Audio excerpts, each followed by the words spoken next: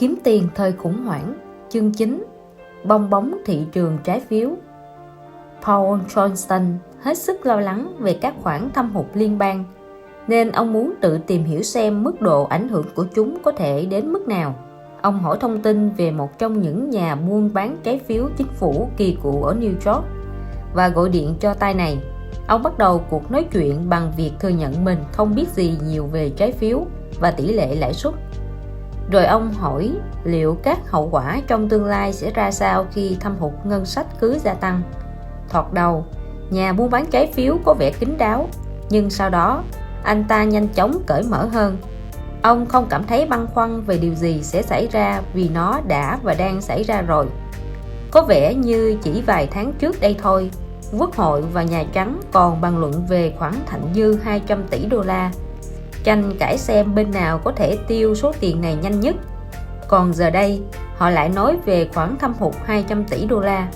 Với 30 năm trong nghề, tôi chưa từng chứng kiến mức thâm hụt nào lớn mà thay đổi nhanh đến như vậy. Johnston định đề cập con số thâm hụt 1.000 tỷ đô la mà Dulles vừa nói cho ông biết.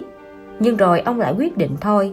Điều đó sẽ ảnh hưởng thế nào đến tỷ lệ lãi suất và giá của trái phiếu? Ông hỏi.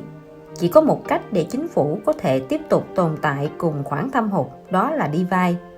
Và cũng chỉ có một cách họ có thể vay, đó là thông qua việc bán ra công chúng các trái phiếu và các loại công trái khác của chính phủ. Thâm hụt càng lớn, chính phủ càng phải bán ra nhiều trái phiếu, đơn giản vậy thôi. Làm thế nào họ thuyết phục được mọi người mua thêm ngày càng nhiều trái phiếu hơn trước? Họ sẽ đưa ra các mức lãi suất ngày càng cao hơn. Và rồi, chẳng bao lâu sau, mọi người sẽ bắt đầu thắc mắc, có gì mà tôi lại phải bỏ tiền ra mua loại trái phiếu với lãi suất có mỗi 5%, trong khi anh sắp sửa phát hành các trái phiếu mới có tỷ lệ lãi suất là 7% hoặc thậm chí 8%.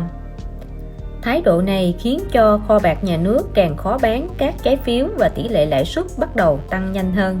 Và như ông biết đấy, khi tỷ lệ lãi suất tăng, giá các trái phiếu có mức lợi tức cố định thấp hơn trên thị trường sẽ giảm xuống. Giá trái phiếu lao dốc đôi khi cũng tồi tệ giống như giá cổ phiếu lao dốc vậy. Hầu như hàng ngày, Johnston vẫn đọc các cột tổng kết thị trường chứng khoán. Và ông nhớ tới các bài bình luận về trái phiếu mà thi thoảng ông thấy. Chúng gần như mâu thuẫn với những gì mà nhà buôn trái phiếu đang nói với ông. Xin chờ một chút, vị cựu CEO nói. Nền kinh tế đang suy giảm có phải là điều kiện tốt cho trái phiếu không? Liệu các nhà đầu tư có rút tiền khỏi cổ phiếu để đầu tư vào trái phiếu không? Liệu điều đó có đẩy giá trái phiếu lên không? Và khi giá trái phiếu tăng, liệu tỷ lệ lãi suất có giảm không? Johnston thấy tự hào về mình. Thật sự, ông biết nhiều về trái phiếu hơn ông nghĩ. Vâng, đó là lý thuyết mà chúng ta học được trong môn kinh tế học cơ bản. Nhưng ông có thể phát triển lý thuyết này xa hơn. Ông nói, nền kinh tế suy giảm thì tỷ lệ lãi suất cũng giảm. Đúng, tôi công nhận điều đó. Rồi ông nói, nền kinh tế tiếp tục suy giảm thì tỷ lệ lãi suất cũng sẽ tiếp tục giảm. Tốt thôi, tôi cũng công nhận điều đó. Nhưng không sớm thì muộn, rồi ông cũng sẽ tiến tới bờ vực và dễ dàng đẩy nền kinh tế cùng toàn bộ mớ lý thuyết này xuống vực đấy. Một trong những vụ sụp đổ nguy hiểm nhất thế kỷ 20. Johnston chưa từng nghe thấy ai nói như vậy, cho nên ông để ý đến từng chi tiết. Nhà buôn bán trái phiếu tiếp tục. Vào một thời điểm nào đó, khi nền kinh tế suy giảm quá nghiêm trọng, sẽ có rất nhiều người bắt đầu bị khan hiếm tiền mặt hoặc vỡ nợ. Vô số người sở hữu trái phiếu sẽ vội vã bán ra các trái phiếu của mình để đổi lấy tiền mặt. Ngoài ra, hàng triệu người dân bị mất việc làm và phải gấp rút giảm lượng chi trả mua nhà thế chấp của mình hoặc chi tiêu nhiều hơn bằng thẻ tín dụng.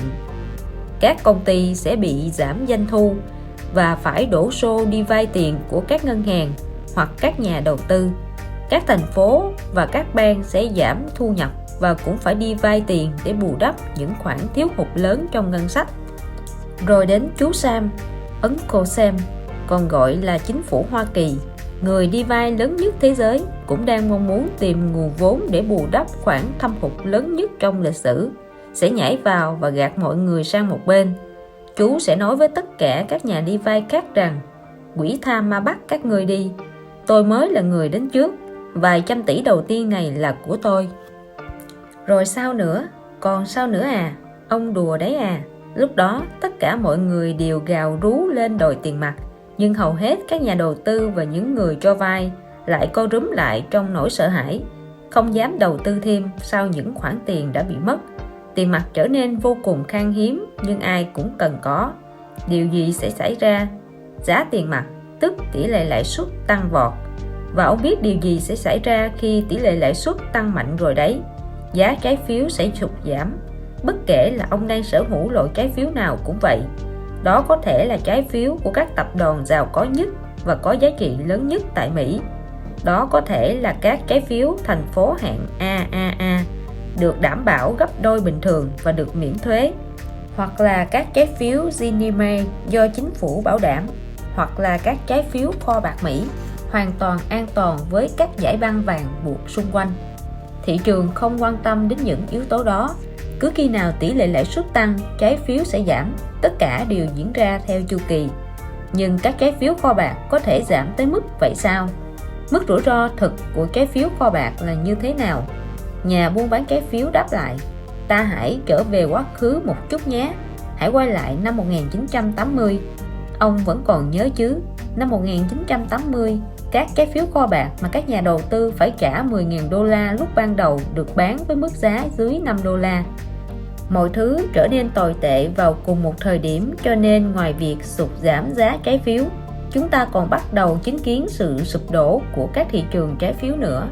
Tôi chưa hiểu lắm, Johnston xen vào. Bởi giá trái phiếu lao dốc, cho nên tất cả các nhà buôn bán trái phiếu còn lại trên thị trường đều bị tổn thất và thiệt hại nặng nề. Hãng của chúng tôi cũng chỉ còn số vốn vô cùng ít ỏi, và hàng chục hãng khác cũng vậy. Johnston từng nghe thấy điều tương tự, nhưng là ở trên thị trường cổ phiếu, chứ không phải thị trường trái phiếu, và điều đó xảy ra vào năm 1987, chứ không phải năm 1980. Tôi chưa từng nghe thấy điều tương tự xảy ra trên thị trường trái phiếu này. Rất ít người biết. Vậy mà chớ kêu thay, vụ sụp đổ thị trường trái phiếu năm 1980 lại là một trong những vụ sụp đổ nguy hiểm nhất thế kỷ 20 đấy. Thậm chí còn nguy hiểm hơn cả vụ sụp đổ thị trường cổ phiếu năm 1987. Sao lại như thế được? Thế này nhé, chính phủ Mỹ có tầm quan trọng và có trọng trách mang tính then chốt đối với toàn bộ nền kinh tế hơn bất kỳ tập đoàn riêng lẻ nào. Nếu chính phủ Mỹ gần như phải tuyên bố phá sản và giải tán chính phủ, thì ông chỉ còn cách quên hết mọi thứ. Ông có thể tạm biệt từng cổ phiếu, trái phiếu hoặc mảnh đất nào mà ông từng đầu tư. Ông có thể quên đi thứ hạng trái phiếu công ty ở mức AAA. Chúng chẳng còn ý nghĩa gì nữa, đúng không? Được rồi, giờ thì ông hãy nghe kỹ hơn nhé. Nhà buôn bán trái phiếu chậm rãi nói: bởi vì đây là một mối liên kết mang tính then chốt. Chúng tôi là những nhà buôn bán trái phiếu chính phủ. Chúng tôi là các tập đoàn tư nhân thôi. Nhưng nếu không có chúng tôi thì chính phủ không thể bán được trái phiếu của mình. Chúng tôi hoạt động giống như các đại lý xe hơi vậy. Chúng tôi mua trái phiếu từ kho bạc hoặc từ các cơ quan chính phủ với mức giá khấu trừ thông qua các phiên đấu giá lớn của họ. Chúng tôi lưu giữ các trái phiếu này trong kho. Chúng tôi định giá bán cao hơn một chút, rồi bán chúng cho các nhà đầu tư tại Mỹ và ở khắp nơi trên thế giới. Sau đó, khi các cuộc đấu giá của chính phủ đưa ra các lô trái phiếu mới, chúng tôi lại lặp lại quy trình đó: mua vào, lưu giữ, định giá cao hơn và bán ra. Được, vậy vấn đề lớn ở đây là gì? Vấn đề ở đây là khi giá trị các trái phiếu giảm mạnh, giá trị các trái phiếu tồn kho của chúng tôi cũng sụt giảm. Chúng tôi bị tổn thất rất lớn.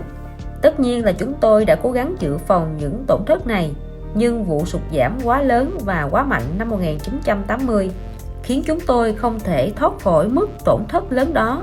Mức thâm hụt đã vượt mức tầm kiểm soát, lạm phát và tỷ lệ lãi suất tăng nhanh. Không còn ai muốn mua trái phiếu nữa. Chính xác là điều gì đã xảy ra? Ông có muốn nghe diễn giải chi tiết không? Có, anh bắt đầu đi. Sự đóng băng của thị trường trái phiếu. Một hôm, tôi đang ngồi bên bàn làm việc tại phòng giao dịch thuộc khối văn phòng của hãng tại phố Waiter.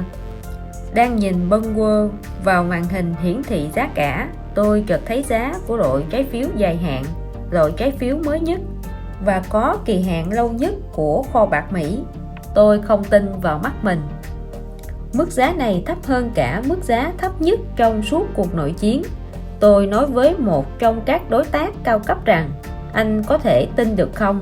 Đất nước chúng ta bị chia tách làm đôi trong cuộc nội chiến, với hàng triệu binh lính đã hy sinh trên đất Mỹ.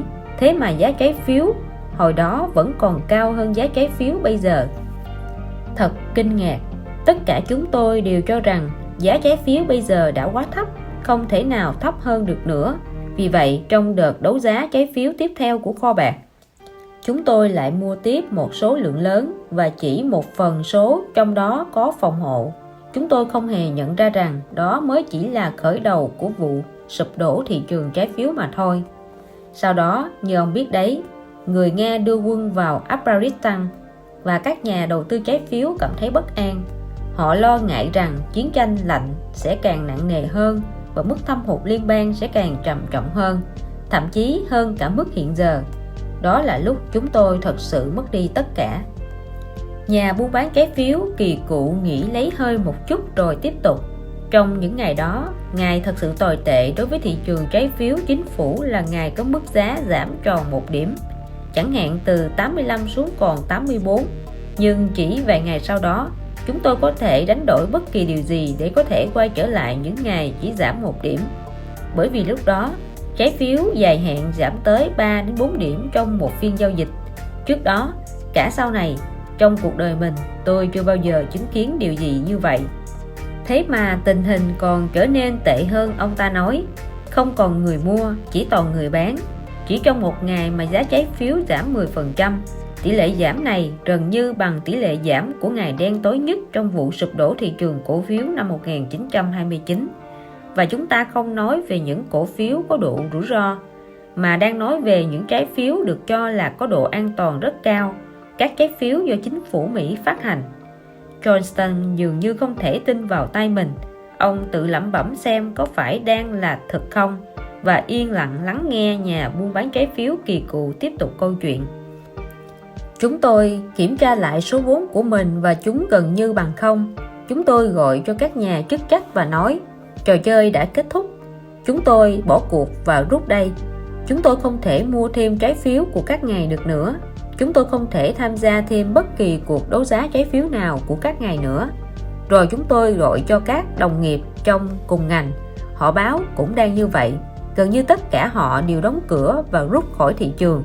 Cuối cùng, đỉnh điểm đã tới khi tất cả đều rút lui. Tất cả, có lẽ trừ hai đại lý mua bán trái phiếu lớn nhất và có nhiều vốn nhất là Merrill và Salomon. Một ngày kia, một nhà giao dịch trái phiếu của Merrill gọi cho một nhà giao dịch trái phiếu của Salomon và chào mời. Tôi có một lô trái phiếu kho bạc trị giá 20 triệu đô la muốn bán cho anh trong ngày hôm nay. Và tay giao dịch trái phiếu của Salomon đáp lại, OVA, tôi cũng có một lô trái phiếu trị giá 30 triệu đô la muốn bán đây. Họ giống như hai đứa trẻ cô đơn trên góc phố đang mua đi bán lại với nhau, những viên bi vậy. Không còn ai khác trong cuộc chơi. Được, thế thì tình hình đó ảnh hưởng thế nào đến kho bạc và chính phủ Mỹ? Ông không biết sao? Nếu các nhà đại lý không thể bán trái phiếu ra công chúng và thậm chí không thể bán cho nhau, thì làm thế quái nào mà chính phủ Mỹ có thể bán được các trái phiếu mới của họ?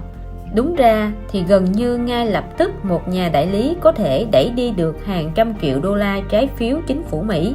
Nhưng vào ngày 11 tháng 2 năm 1980, họ không tài nào tìm thấy một người mua cho dù chỉ là một lô trái phiếu trị giá 5 triệu đô la. Có vài nhà giao dịch khôn ngoan đã cố gắng rao bán suốt cả ngày nhưng cũng chẳng thể bán được gì. Không có người nào mua cả. Toàn bộ thị trường trái phiếu chính phủ đã bị tê liệt hoặc đang dãy chết. Thế họ đã làm thế nào?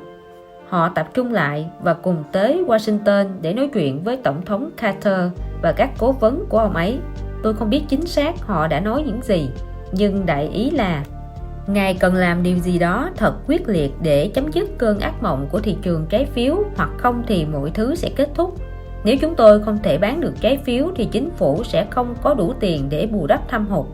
Ngài cần làm bất kỳ điều gì cần thiết để loại bỏ nỗi lo sợ lạm phát, dù cho điều đó có khiến nền kinh tế bị suy giảm đi chăng nữa.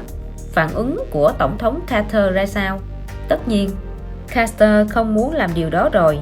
Ông ta là đảng viên đảng Dân Chủ và lại đang chuẩn bị cho cuộc tái bầu cử vào năm đó. Bước đường cùng thì ông ta mới phải chấp nhận tình trạng suy thoái vào năm bầu cử thôi. Nhưng các đại lý trái phiếu lại khăng khăng rằng: ngài hãy nhìn đây, nếu không thể huy động tiền, ngài cũng không thể chi trả các hóa đơn, ngài không thể trả lương cho các quan chức chính phủ, xét thanh toán cho các nghị sĩ và đại biểu quốc hội sẽ bị trả lại, ngài cả xét thanh toán cho ngài cũng vậy. Carter càng không muốn điều này. Ông quyết định sẽ làm điều gì đó để có thể dập tắt nỗi lo sợ lạm phát đang diễn ra khắp nơi, và sẽ tìm cơ hội cho cuộc bầu cử sau vậy. Ông lệnh cho Walker, chủ tịch Fed, siết chặt việc kiểm soát các thẻ tín dụng và các hình thức tín dụng khác, một việc làm chưa từng có trong lịch sử nước Mỹ. Họ gần như đã làm tiêu tan nền kinh tế và Carter thất cử, nhưng họ đã cứu được thị trường trái phiếu. Johnston không hiểu tại sao các nhà đầu tư trái phiếu và đại lý trái phiếu lại có thể cư xử như vậy đối với vận mệnh của nước Mỹ. Nhưng điều đó là đúng thôi, họ là những chủ nợ của Mỹ, và cũng giống như các nhà đầu tư cổ phiếu phổ thông khác có thể bầu hoặc chấm dứt nhiệm kỳ của ban điều hành công ty. Các nhà đầu tư trái phiếu chính phủ về cơ bản cũng có thể gây ảnh hưởng đến chính sách kinh tế của Washington, thậm chí còn có thể thiết lập hoặc chấm dứt hoạt động của bộ máy chính quyền. Nhà mua bán trái phiếu cắt ngang dòng suy nghĩ của ông. Nếu có điều tương tự lại xảy ra, kết quả cuối cùng cũng sẽ như vậy thôi. Các tình huống có thể khác nhau, nhưng tổng thống sẽ hy sinh tất cả mọi thứ: nền kinh tế, doanh thu công ty, việc làm, kể cả cuộc bầu cử tiếp theo, để bảo vệ khả năng được tiếp tục vay mượn thoải mái trên thị trường mở. Ông ấy không có lựa chọn nào khác. Đó là điều đã xảy ra vào năm 1980 và cũng là điều sắp sửa xảy ra. Vậy điều anh muốn nói là nhà mua bán trái phiếu ngừng lại một chút và chuyển sang một vấn đề rộng hơn. Hầu hết mọi người đều nghĩ rằng chính phủ có toàn quyền và có thể cứu vớt các công ty đang gặp khó khăn, thúc đẩy nền kinh tế và nâng đỡ thị trường. Đừng lo, họ nói, chú Sam sẽ cứu bạn thôi. Sự thật không phải như vậy. Chú Sam còn đang bận cứu vớt chính mình. Chương 10. Bong bóng thị trường bất động sản. Năm 2000, cổ phiếu công nghệ sụt giảm mạnh, đánh dấu sự kết thúc của giai đoạn bùng nổ kinh tế những năm 1990. Để chống lại tình trạng đó, Fed đã đưa ra một lượng lớn tiền vào lưu thông, đồng thời 11 lần giảm mức lãi suất trong năm 2001, một mức giảm kỷ lục. Sau đó năm 2002, mức lãi suất thấp khiến hàng triệu người Mỹ phải tính toán lại tiền thế chấp nhà, khiến giá nhà đất tăng cao đột biến. Liệu đó có phải là điều ảo tưởng? Nếu đúng thì nó cũng không biểu hiện rõ ràng cho đến khi mọi chuyện được phơi bày, hoặc do những lời cảnh báo trước từ các đại lý và nhân viên môi giới bất động sản. Vì vậy, không có gì đáng ngạc nhiên khi Raphael Diner nói chuyện với chuyên gia nhà đất để xin lời khuyên mua nhà cho bố mẹ mình. Anh đã nhận được những lời khuyên không do dự và đầy lạc quan. Người phụ nữ giúp vợ chồng Raphael bán ngôi nhà nghỉ mùa hè của họ là một ví dụ điển hình. Cô ta từng làm việc cho đại lý môi giới bất động sản bang Virginia trong suốt 20 năm và suốt từ đó đến giờ, cô ta chưa bao giờ để một khách hàng nào lỗ vốn khi mua và nắm giữ bất động sản. Bằng kinh nghiệm, cô ta cho rằng những ngôi nhà loại chung ở ngoại ô các đô thị lớn như Washington DC là những nơi nên mua. Cô ta gợi ý cho Gabriel một căn nhà ở vùng quê bình yên thuộc tỉnh Fairfax, nhưng Gabriel còn muốn một ngôi nhà cách xa sự huyên náo của giao thông thành phố, tách biệt và an ninh tốt hơn. Trước tiên, cô ta cố gắng nài nỉ Gabriel bằng những lời nói khôn khéo, hướng sự chú ý của anh ta vào những ngôi nhà có vị trí tốt hơn và lớn hơn.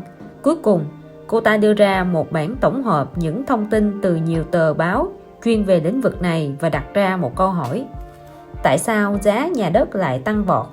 Ở đâu cơ? Ví dụ ngay ở Arlington này, nhưng đó chỉ là một vài nơi thôi. Gabriel lưu ý: không, khắp cả nước, khắp mọi nơi. Hãy xem giá nhà đất ở Long Island, nó đã tăng 13% trong năm 2002. Ở Fort Lauderdale, Goldfields, Long Island, mọi việc cũng vậy mà thôi.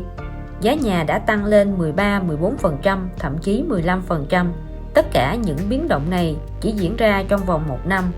Đúng vậy, nhưng tuy Virginia không phải thuộc California, nhưng hãy cân nhắc thử xem điều gì sẽ diễn ra trong một thời gian dài. San Francisco tăng hơn 70%, San Jose, San Diego, Santa Cruz, Santa Barbara, Santa Rosa. Chỉ không lâu trước đây, ngài có thể mua một trang trại có 3 phòng ngủ với giá chỉ 60.000 hay 70.000 đô la. Vậy ngài thử đoán xem bây giờ giá của chúng là bao nhiêu? Khoảng 300.000 đô la. Ha ha! Ngài không thể tưởng tượng được rằng những ngôi nhà chỉ giá 60.000 đô la đó bây giờ đang giá hơn 840.000 đô la ở Malibu, 790.000 đô la ở Burlingame, 742.000 ở Beverly Hills, 727.000 đô la ở La Jolla, 882.000 đô la ở Carmel. Nhưng điều đó có liên quan gì đến tôi? Ở đâu cũng vậy đấy. Kể cả khi ngài tính tới lạm phát thì trong 7 năm gần đây, giá của những ngôi nhà bình thường ở Mỹ cũng đã tăng lên nhiều hơn so với thời kỳ năm 1945.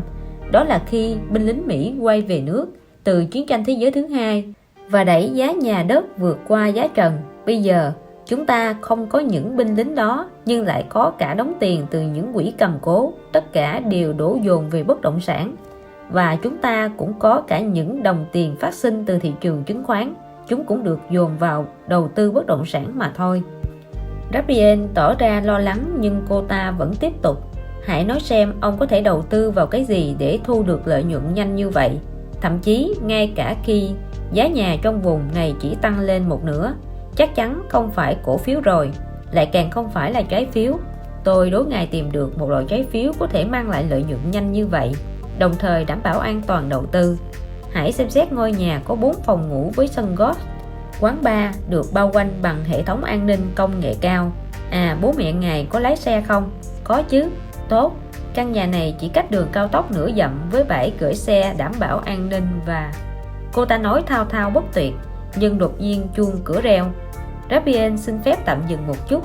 Khi quay lại, anh lấy làm tiếc và hứa rằng sẽ gọi lại cho cô ta sau đó. Anh cảm thấy nghi ngờ.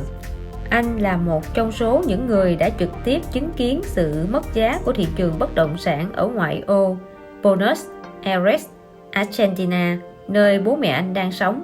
Do ngân hàng không hoạt động trong những ngày nghỉ nên mọi người không có đủ tiền mặt. Vì vậy, sẽ chẳng có ai mua bán gì, huống chi nói tới thị trường nhà đất. Các nhân viên môi giới bất động sản không bán được hàng và giá trị của những ngôi nhà dành cho giới trung lưu đã sụt giảm thảm hại, nhất là khi được định giá bằng đô la. Việc sụt giảm đến 60%, 70%, thậm chí 80% là rất bình thường và tất cả diễn ra chỉ trong vòng vài tháng. Nhưng đó là ở Argentina, còn ở Mỹ thì sao?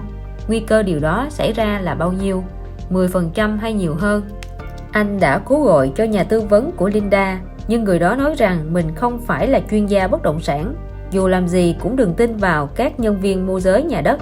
Đã bao giờ anh mua một ngôi nhà và nhân viên môi giới nhà đất nói với anh rằng đừng mua nó, bây giờ không phải là thời điểm thích hợp chưa?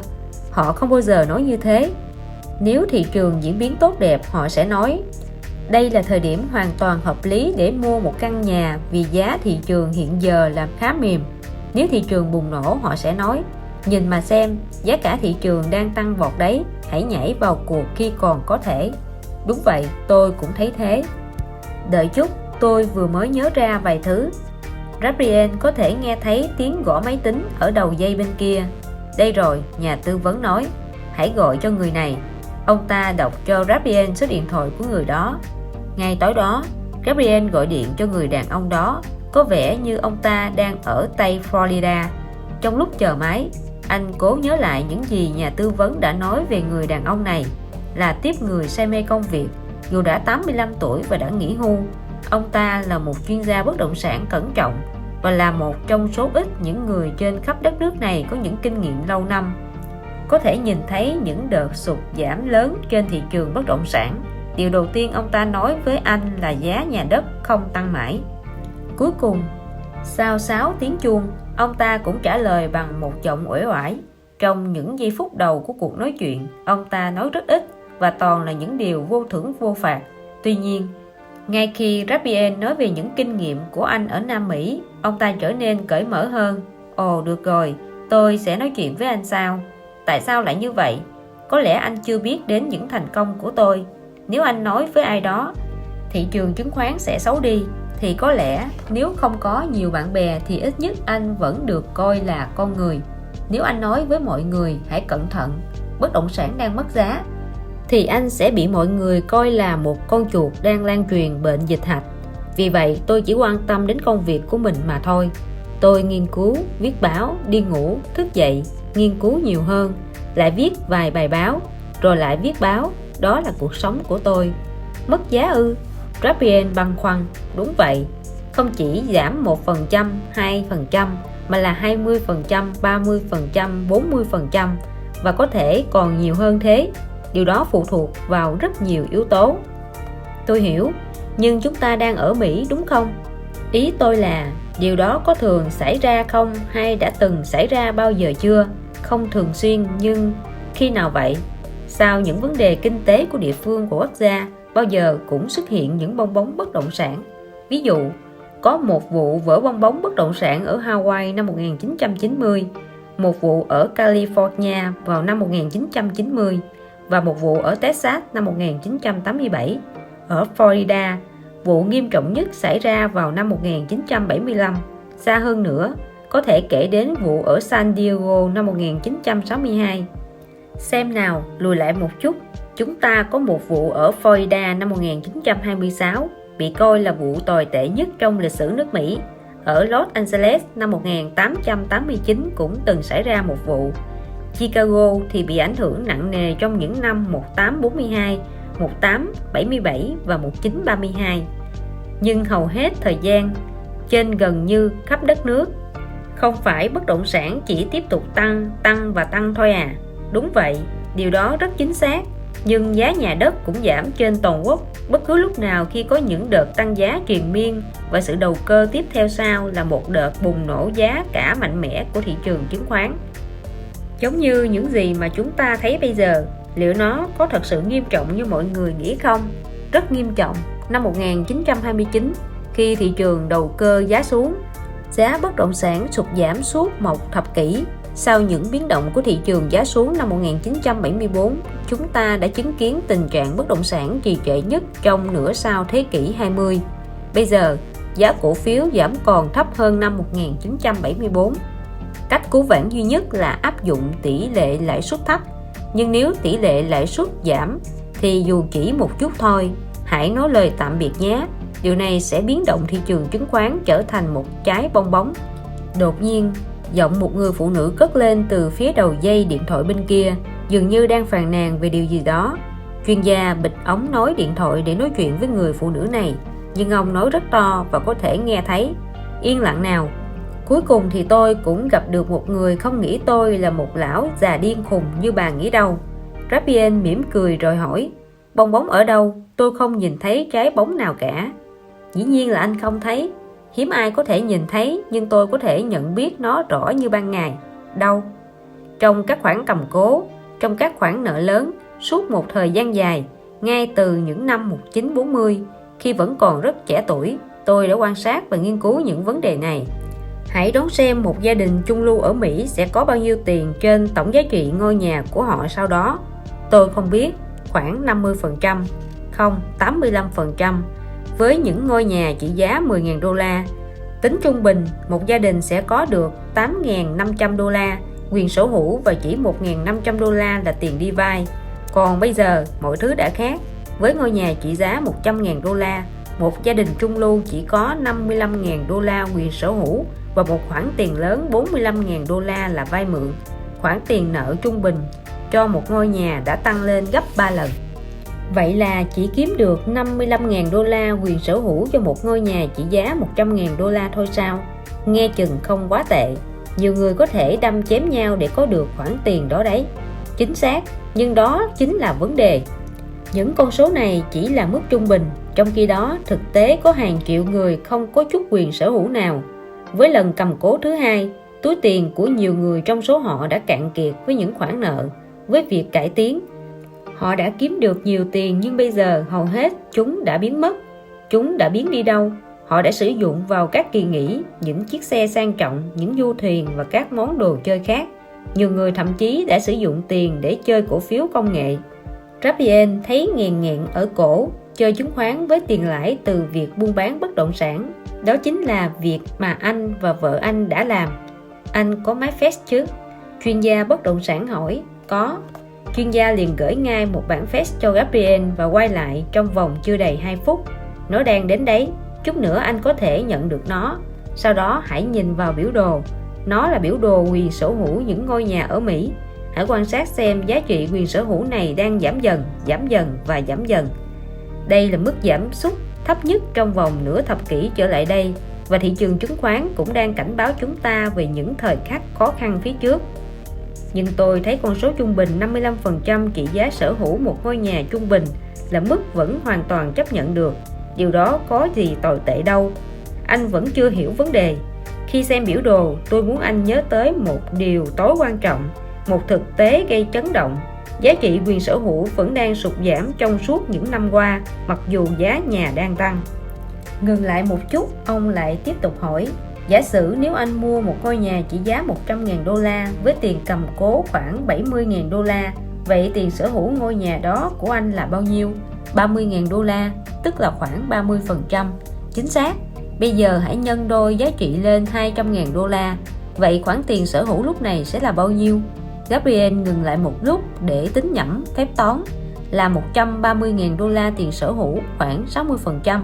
À không, tôi nhầm, 65%. Thấy chưa? Trị giá sở hữu nhà của anh lớn hơn khi giá trị ngôi nhà tăng gấp đôi. Đó là cái đáng lẽ đã xảy ra trên khắp nước Mỹ trong những năm qua, nhưng nó đã không xảy ra.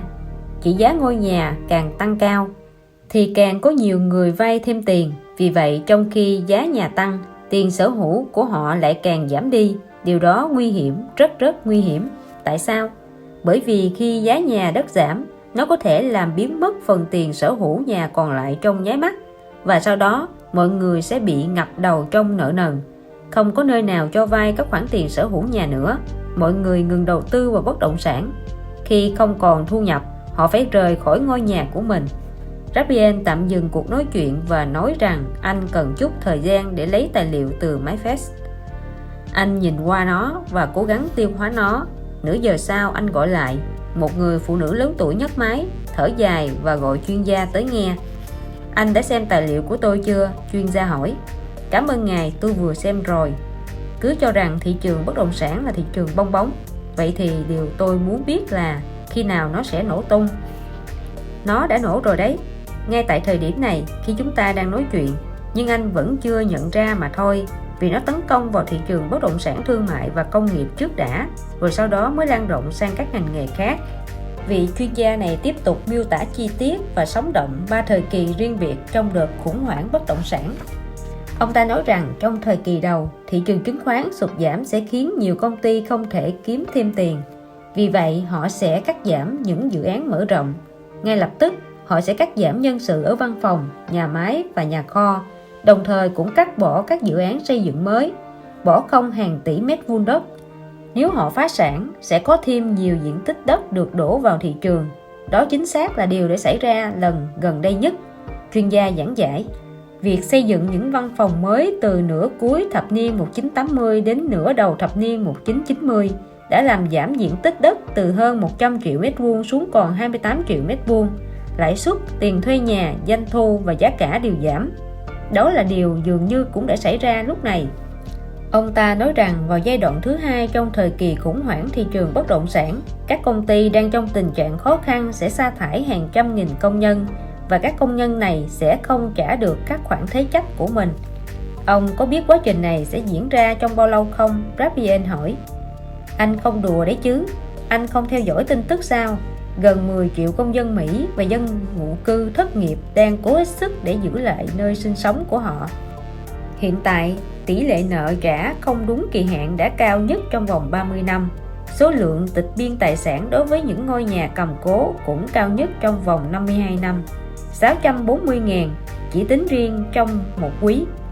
Điều đó đang bắt đầu xảy ra lúc này và nền kinh tế được coi là đang phục hồi. Được rồi, thế còn vào giai đoạn thứ 3 thì sao? Nếu so với giai đoạn thứ 3 thì tình trạng suy thoái bất động sản năm 1975 sẽ chỉ giống như một buổi picnic ngày Chủ nhật. Các doanh nghiệp bất động sản dành cho dân cư sẽ sụp đổ như một ngôi nhà bằng bìa cát tông. Nhưng chuyện gì sẽ xảy ra nếu tất cả số vốn chảy từ thị trường chứng khoán sang thị trường bất động sản? Còn nơi nào nữa để mọi người đầu tư? Còn nơi nào nữa để tiền có thể lưu thông? Tiền nào? Đa số mọi người đều đang bị chết chí trong thị trường chứng khoán. Thậm chí hãy xem chuyện gì đang xảy ra với cả những người đang muốn rút ra khỏi thị trường chứng khoán. Ngài nghĩ họ có thể rút được bao nhiêu tiền từ sàn giao dịch chứng khoán New York lúc này? Tôi biết, bởi tôi cũng là một nhà đầu tư và tôi có thể nói chính xác số tiền tôi rút được. Tôi chỉ có thể rút được 63 xu cho mỗi đồng đô la đầu tư khi thị trường chứng khoán đạt đỉnh. Nếu đầu tư vào cổ phiếu của S&P 500 thì tình hình thậm chí còn tệ hơn nữa. Tôi sẽ không có quá 50 xu cho mỗi đồng đô la đầu tư. 1 đô la đầu tư cho Nasdaq khi nó đạt đỉnh sẽ có trị giá bao nhiêu? Thật đáng buồn, nó chỉ đáng giá 25 xu vào ngày hôm nay. Ngài có tin rằng sự thua lỗ đó sẽ khiến mọi người đổ xô vào thị trường bất động sản không? Tôi đoán là không. Anh hãy mở to mắt mà xem. Những khu nhà an dưỡng sẽ được bán đầu tiên trong thời kỳ những năm 1990 tươi đẹp. Những người Mỹ giàu có mua đến 2 thậm chí là 3 khu nhà an dưỡng ở trên núi hoặc bên bờ biển. Nhưng đó là khi mọi việc tốt đẹp. Còn bây giờ chúng ta đang phải đối mặt với thời kỳ khó khăn. Danh mục cổ phiếu ngày càng giảm, công việc bấp bênh. Vậy họ sẽ làm gì? Họ sẽ bán những biệt thự và giá cả lại giảm xuống. Tiếp đó, chuyên gia này tiếp tục nói, hãy nhìn vào tỷ lệ thế chấp. Nếu chúng bắt đầu tăng cao, tức là anh đã có đầy đủ điều kiện để tạo ra một cuộc khủng hoảng trong thị trường bất động sản. Hành động đó sẽ đánh trúng vào chỗ hiểm yếu, mắt xích yếu nhất của thị trường này. Đó là tất cả những ai có văn tự cầm cố với tỷ lệ có thể điều chỉnh được, đặc biệt đối với những người đã lợi dụng mức lãi suất thấp của ARMS để mua những ngôi nhà đắt tiền hơn so với khả năng chi trả của họ. Nếu tỷ lệ này tăng lên, rất nhiều người sẽ không thể trả được các hóa đơn. Nếu không có thu nhập, sẽ càng có nhiều người gia nhập nhóm những người này. Nhiều người trong số họ muốn bán nhà ngay lập tức, họ sẽ giảm giá bán nhà. Giá nhà sẽ giảm mạnh trên khắp thị trường bất động sản. Tôi hiểu rồi. Điều cuối cùng, đây không phải là thị trường chứng khoán. Anh không thể chỉ đơn giản nhắc máy lên và gọi cho đại lý bất động sản và nói hãy bán ngôi nhà này ngay trong hôm nay. Chúng ta sẽ phải mất nhiều thời gian để bán được tài sản của anh, và để thống nhất giá cả thị trường cũng phải mất nhiều thời gian. Vì vậy cơn bão này sẽ không giáng xuống hàng xóm của anh vào tuần sau hay thậm chí là tháng sau. Anh nên bắt đầu càng sớm càng tốt. Anh đã nhận được những tài liệu phát của tôi đúng không? Vâng, tôi đã nhận được thêm 2 trang nữa. Chúng là gì vậy? Chuyên gia này giải thích rằng gần đây ông đã viết một bài báo cho chuyên mục bất động sản Sunday địa phương, nhưng nó không bao giờ được công bố. Nguyên văn tiêu đề là cần phải làm gì trước khi thị trường bất động sản mất sạch giá trị. Biên tập viên đã khăng khăng đòi đổi nó thành cần phải làm gì khi thị trường bất động sản sụt giảm. Cuối cùng chuyên gia này quyết định đổi tiêu đề thành cần làm gì khi thị trường bất động sản sụp đổ. Tuy nhiên, vì lý do nào đó, bài báo này lại không được công bố. Chuyên gia này nói, điều đầu tiên anh cần phải làm là đừng nên mua nhà lúc này. Lý do vì sao thì hãy đọc bài báo này và hãy gọi lại cho tôi bất cứ lúc nào. Cần làm gì khi thị trường bất động sản rớt giá? Bước 1. Hãy chờ đợi, đừng vội mua. Chừng nào thị trường chứng khoán vẫn còn giảm và nền kinh tế tiếp tục suy yếu, sau đó bạn sẽ có thể có một vụ mua bán bất động sản tốt đẹp. Và kể cả khi tỷ lệ thế chấp tăng cao thì số tiền bạn có thể kiếm được từ thị trường bất động sản vẫn nhiều hơn gấp vài lần so với các khoản lợi tức bạn phải trả. Tuy nhiên, nếu bắt buộc phải mua, cũng đừng tạo ra thêm nhiều khoản nợ hơn mức chi trả của bạn. Tỷ lệ lãi suất thấp có thể hấp dẫn bạn, nhưng đừng bao giờ quên rằng tổng số nợ bạn có ngày hôm nay sẽ theo bạn trong suốt nhiều năm. Bước 2. Cân nhắc việc bán các tài sản thương mại. giá trị của chúng sẽ giảm ngay khi thị trường chứng khoán gặp vấn đề. Hãy đặt mức giá tài sản hợp lý để bán nhanh hơn, mà không phải bán tống bán tháo.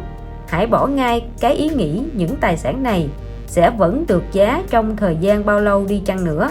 Hãy xem xét mức giá thực tế trên thị trường và hạ giá sản phẩm của mình thấp hơn so với mức đó. Nếu đưa ra giá cao hơn hoặc ngang bằng giá thị trường, bạn sẽ bị tụt lại phía sau, đánh mất khách hàng tiềm năng và phải giải quyết những tài sản đang mất giá. Bước 3. Cân nhắc nghiêm túc về việc bán ngôi nhà thứ hai. Ngôi nhà thứ hai sẽ nằm trong số những tài sản đầu tiên có thể bị sụt giá. Nhanh chóng làm theo hướng dẫn ở bước 2. Bước 4. Nhà cho thuê là mục tiêu kế tiếp. Đừng tiếp tục cho thuê nhà, kể cả mức độ thu nhập và công việc của họ ổn định, vì như vậy họ sẽ tiếp tục ký hợp đồng thuê nhà. Hãy nghiêm túc xem xét việc bán ngôi nhà đó đi. Bước 5. Cân nhắc cẩn thận và thảo luận kỹ với các thành viên trong gia đình theo 3 câu hỏi sau. A. Bạn chỉ có duy nhất một ngôi nhà và tìm được ngôi nhà khiến bạn cảm thấy thoải mái không phải dễ. Vì vậy, bất kể thị trường nhà đất tăng hay giảm, hãy giữ nó lại và không bán. B. Bạn có ý định chuyển nhà. Vậy thời điểm tốt nhất để bán là khi bạn có cơ sở để tin rằng giá nhà sẽ tiếp tục giảm. Ví dụ sau khi thị trường chứng khoán chính suy giảm, nhưng vẫn không vượt xa quá ngưỡng của nó.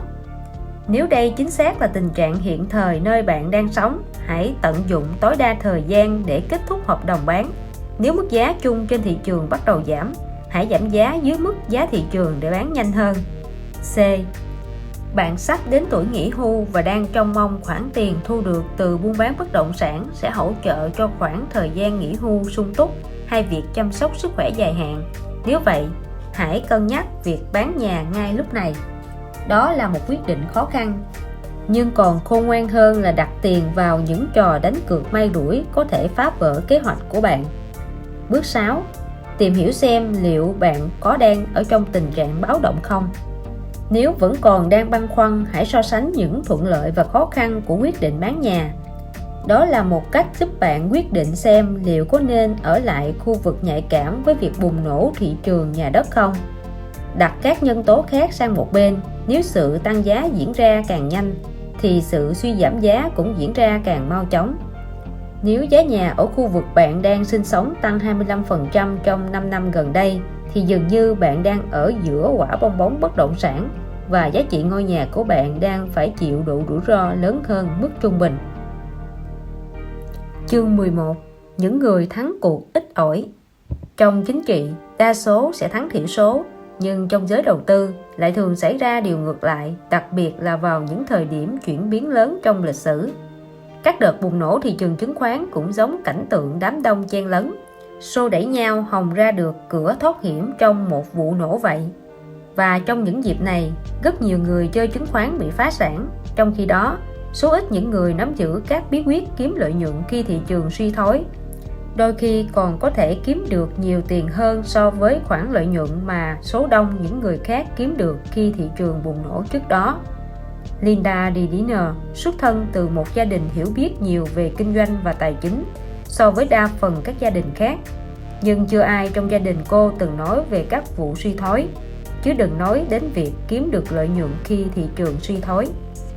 Các vụ suy thoái được coi là những thứ chỉ tồn tại trong những thời kỳ yếu kém của lịch sử mà xã hội hiện đại đã tìm ra cách phòng tránh từ rất lâu rồi. Trong trường hợp tệ nhất, một vụ suy thoái chỉ là một điều khác thường, không kéo dài lâu và thậm chí còn là cơ hội để kiếm được những món hời trước khi thị trường trở lại đà tăng. Toàn bộ khái niệm có thể kiếm được tiền trong một đợt suy thoái là hoàn toàn xa lạ đối với hầu hết mọi người, trong đó có cả Linda DeDiner. Cách cổ điển để kiếm được lợi nhuận khi thị trường suy thoái là bán khống. Tuy nhiên, thuật ngữ bán khống cũng chẳng phải là điều mà cô từng nghĩ tới, ngoại trừ ý nghĩ thô tục của nó. Mẹ cô thường nói, đừng bao giờ bán rẻ danh dự của bản thân và gia đình. Việc bán khống rõ ràng là một hành vi không đúng đắn. Mãi tới gần đây, cô vẫn còn đặt những quyết định đầu tư của mình chủ yếu vào tay những người khác, như nhà môi giới chứng khoán. Tuy nhiên, giờ đây, những khoản tổn thất nặng nề trên thị trường chứng khoán khiến cô không còn sự lựa chọn nào khác ngoài việc tự mình đào sâu tìm hiểu và cuối cùng cô đã học thêm được nhiều điều về đầu tư chứng khoán. Chiếc TV trong phòng khách của cô vốn luôn điều tiếng của các kênh Disney Channel, Nickelodeon hay MTV, bây giờ toàn tiếng điểm tin của kênh CNBC. Chú chó cưng của gia đình cô vốn có công việc buổi sáng là nghịch ngợm tờ Washington Post, nay lại phải làm việc gấp đôi thời gian vì phải nghịch ngợm cả tờ Washington Post và tờ Wall Street Journal nữa. Một buổi tối, trong khi Linda đang ngồi chấm bài thi môn cơ học cơ bản, có hai từ khiến cô chú ý phát ra từ một chương trình trò chuyện trên kênh CNBC: suy thoái và lợi nhuận. Cô biết tất cả những gì liên quan đến suy thoái. Cô cũng từng trải qua giai đoạn đó. Đồng thời cô cũng hiểu rất rõ về lợi nhuận. Đó là thứ mà nhà môi giới của cô từng hứa hẹn nhưng chẳng bao giờ mang lại cả. Nhưng sao suy thoái và lợi nhuận lại nằm trong cùng một câu thế? Có vẻ không phù hợp chút nào. Cô lại gạt suy nghĩ đó sang một bên, nhìn vào đống bài thi vẫn chưa chấm xong, thở dài và cầm một bài nữa lên để chấm. Môn vật lý học cơ bản, bài 1, cơ học. Câu hỏi 1. Đòn bẩy là công cụ dùng để truyền hoặc thay đổi lực tại 2 điểm sang một điểm thứ ba. Hãy nêu 3 ví dụ trong cuộc sống hàng ngày và giải thích tại sao chúng lại phù hợp với định nghĩa trên. Câu hỏi này rất dễ. Bất kỳ học sinh nào không trả lời được câu hỏi này thường là sẽ phải loay hoay với các câu hỏi khó hơn, đòi hỏi các kỹ năng giải quyết vấn đề. Cô đọc một số câu trả lời: xà beng, cái kích ô tô, súng cao su. Chiếc thìa được dùng trong một vụ ẩu đả tại nhà ăn của trường. Khuỷu tay của giáo viên huých vào học sinh khi cậu ta trả lời các câu hỏi một cách ngớ ngẩn. Đúng hoặc dí dỏm là những nhận xét của cô ghi bên lề bài thi. Trong khi đó, tiếng trò chuyện trên kênh CNBC vẫn tiếp tục vang lên điều phía sau. Rồi đột nhiên, những từ đó lại một lần nữa xuất hiện: suy thoái và lợi nhuận. Lần này có thêm cả từ nữa là tác dụng đòn bẩy. Tác dụng đòn bẩy trên thị trường chứng khoán. Trong một đợt suy thoái, kiếm được lợi nhuận. Dừng lại đã nào, cô tự nhủ như vậy. Hãy dừng việc chấm bài thi lại và chú ý vào những lời kia, biết đâu lại tìm thấy được sự thay đổi nào đó. Tuy nhiên, khi cô bỏ những bài thi xuống để lắng nghe TV chăm chú hơn, thay vì hiểu thêm được những điều họ nói, cô lại chỉ toàn nghe được một tràng những từ ngữ khác như bán khống, các chỉ số ngược, đầu tư vào. Và rồi, đột nhiên đây là lần thứ 3, cô lại nghe thấy hai từ suy thoái, lợi nhuận. Khỏi phải nói, đó là chủ đề đầu tiên trong cuộc trò chuyện tiếp theo của cô với nhà tư vấn của mình. Tôi hoàn toàn kinh ngạc vì những gì vừa nghe được về khả năng kiếm lời trong cơn suy thoái. Cô nói như vậy với nhà tư vấn trong cuộc điện thoại vào buổi sáng sớm hơn thường lệ. Họ đã nói như vậy trên TV. Tôi thậm chí chẳng hề để ý, nhưng rồi những từ đó cứ lặp lại và đã thu hút sự chú ý của tôi. Thoạt đầu, nhà tư vấn cũng có vẻ lúng túng giống như cô vậy. Anh hỏi: kiếm lời trong cơn suy thoái, chị đang nói về cái gì vậy? Không hẳn là kiếm lời trong cơn suy thoái. Đầu tiên họ nhắc đến từ suy thoái, sau đó họ nói tiếp những thứ gì đó, rồi tiếp đó lại nhắc đến từ lợi nhuận. Nhưng họ nói tất cả những thứ này trong cùng một ý. Tôi nghĩ chỉ số Dow Jones đã giảm khoảng 300 điểm ngày hôm trước, phải không? Nên thoạt đầu tôi nghĩ rằng họ đang nói về loại cổ phiếu nào đó vẫn tăng trong khi thị trường giảm điểm. Tôi cho rằng ý họ là vẫn có lợi nhuận dù thị trường suy thoái. Nhưng sau đó, dường như họ lại nói về việc kiếm được lợi nhuận từ suy thoái. Đó là lý do tại sao tôi lại gọi ngay cho anh lúc này. Tôi xin lỗi, mới sáng sớm thế này đã làm phiền anh quá. Nhà tư vấn nói rằng, không sao cả, vì anh cũng thường dậy sớm và thực ra anh từng nói với cô là cô có thể gọi đến số nhà riêng của mình. Rồi anh tiếp tục hỏi, khoản đầu tư cụ thể mà họ nói tới là gì vậy? Tôi không biết. Tất cả những gì tôi biết là có khoản đầu tư nào đó đã tăng vọt lên gấp 5 lần. Anh có thể tin được điều đó không? 500% lợi nhuận. À không hẳn như thế đâu. Nếu một khoản đầu tư tăng gấp 5 lần thì thực ra khoản đó có mức lợi nhuận là 400%.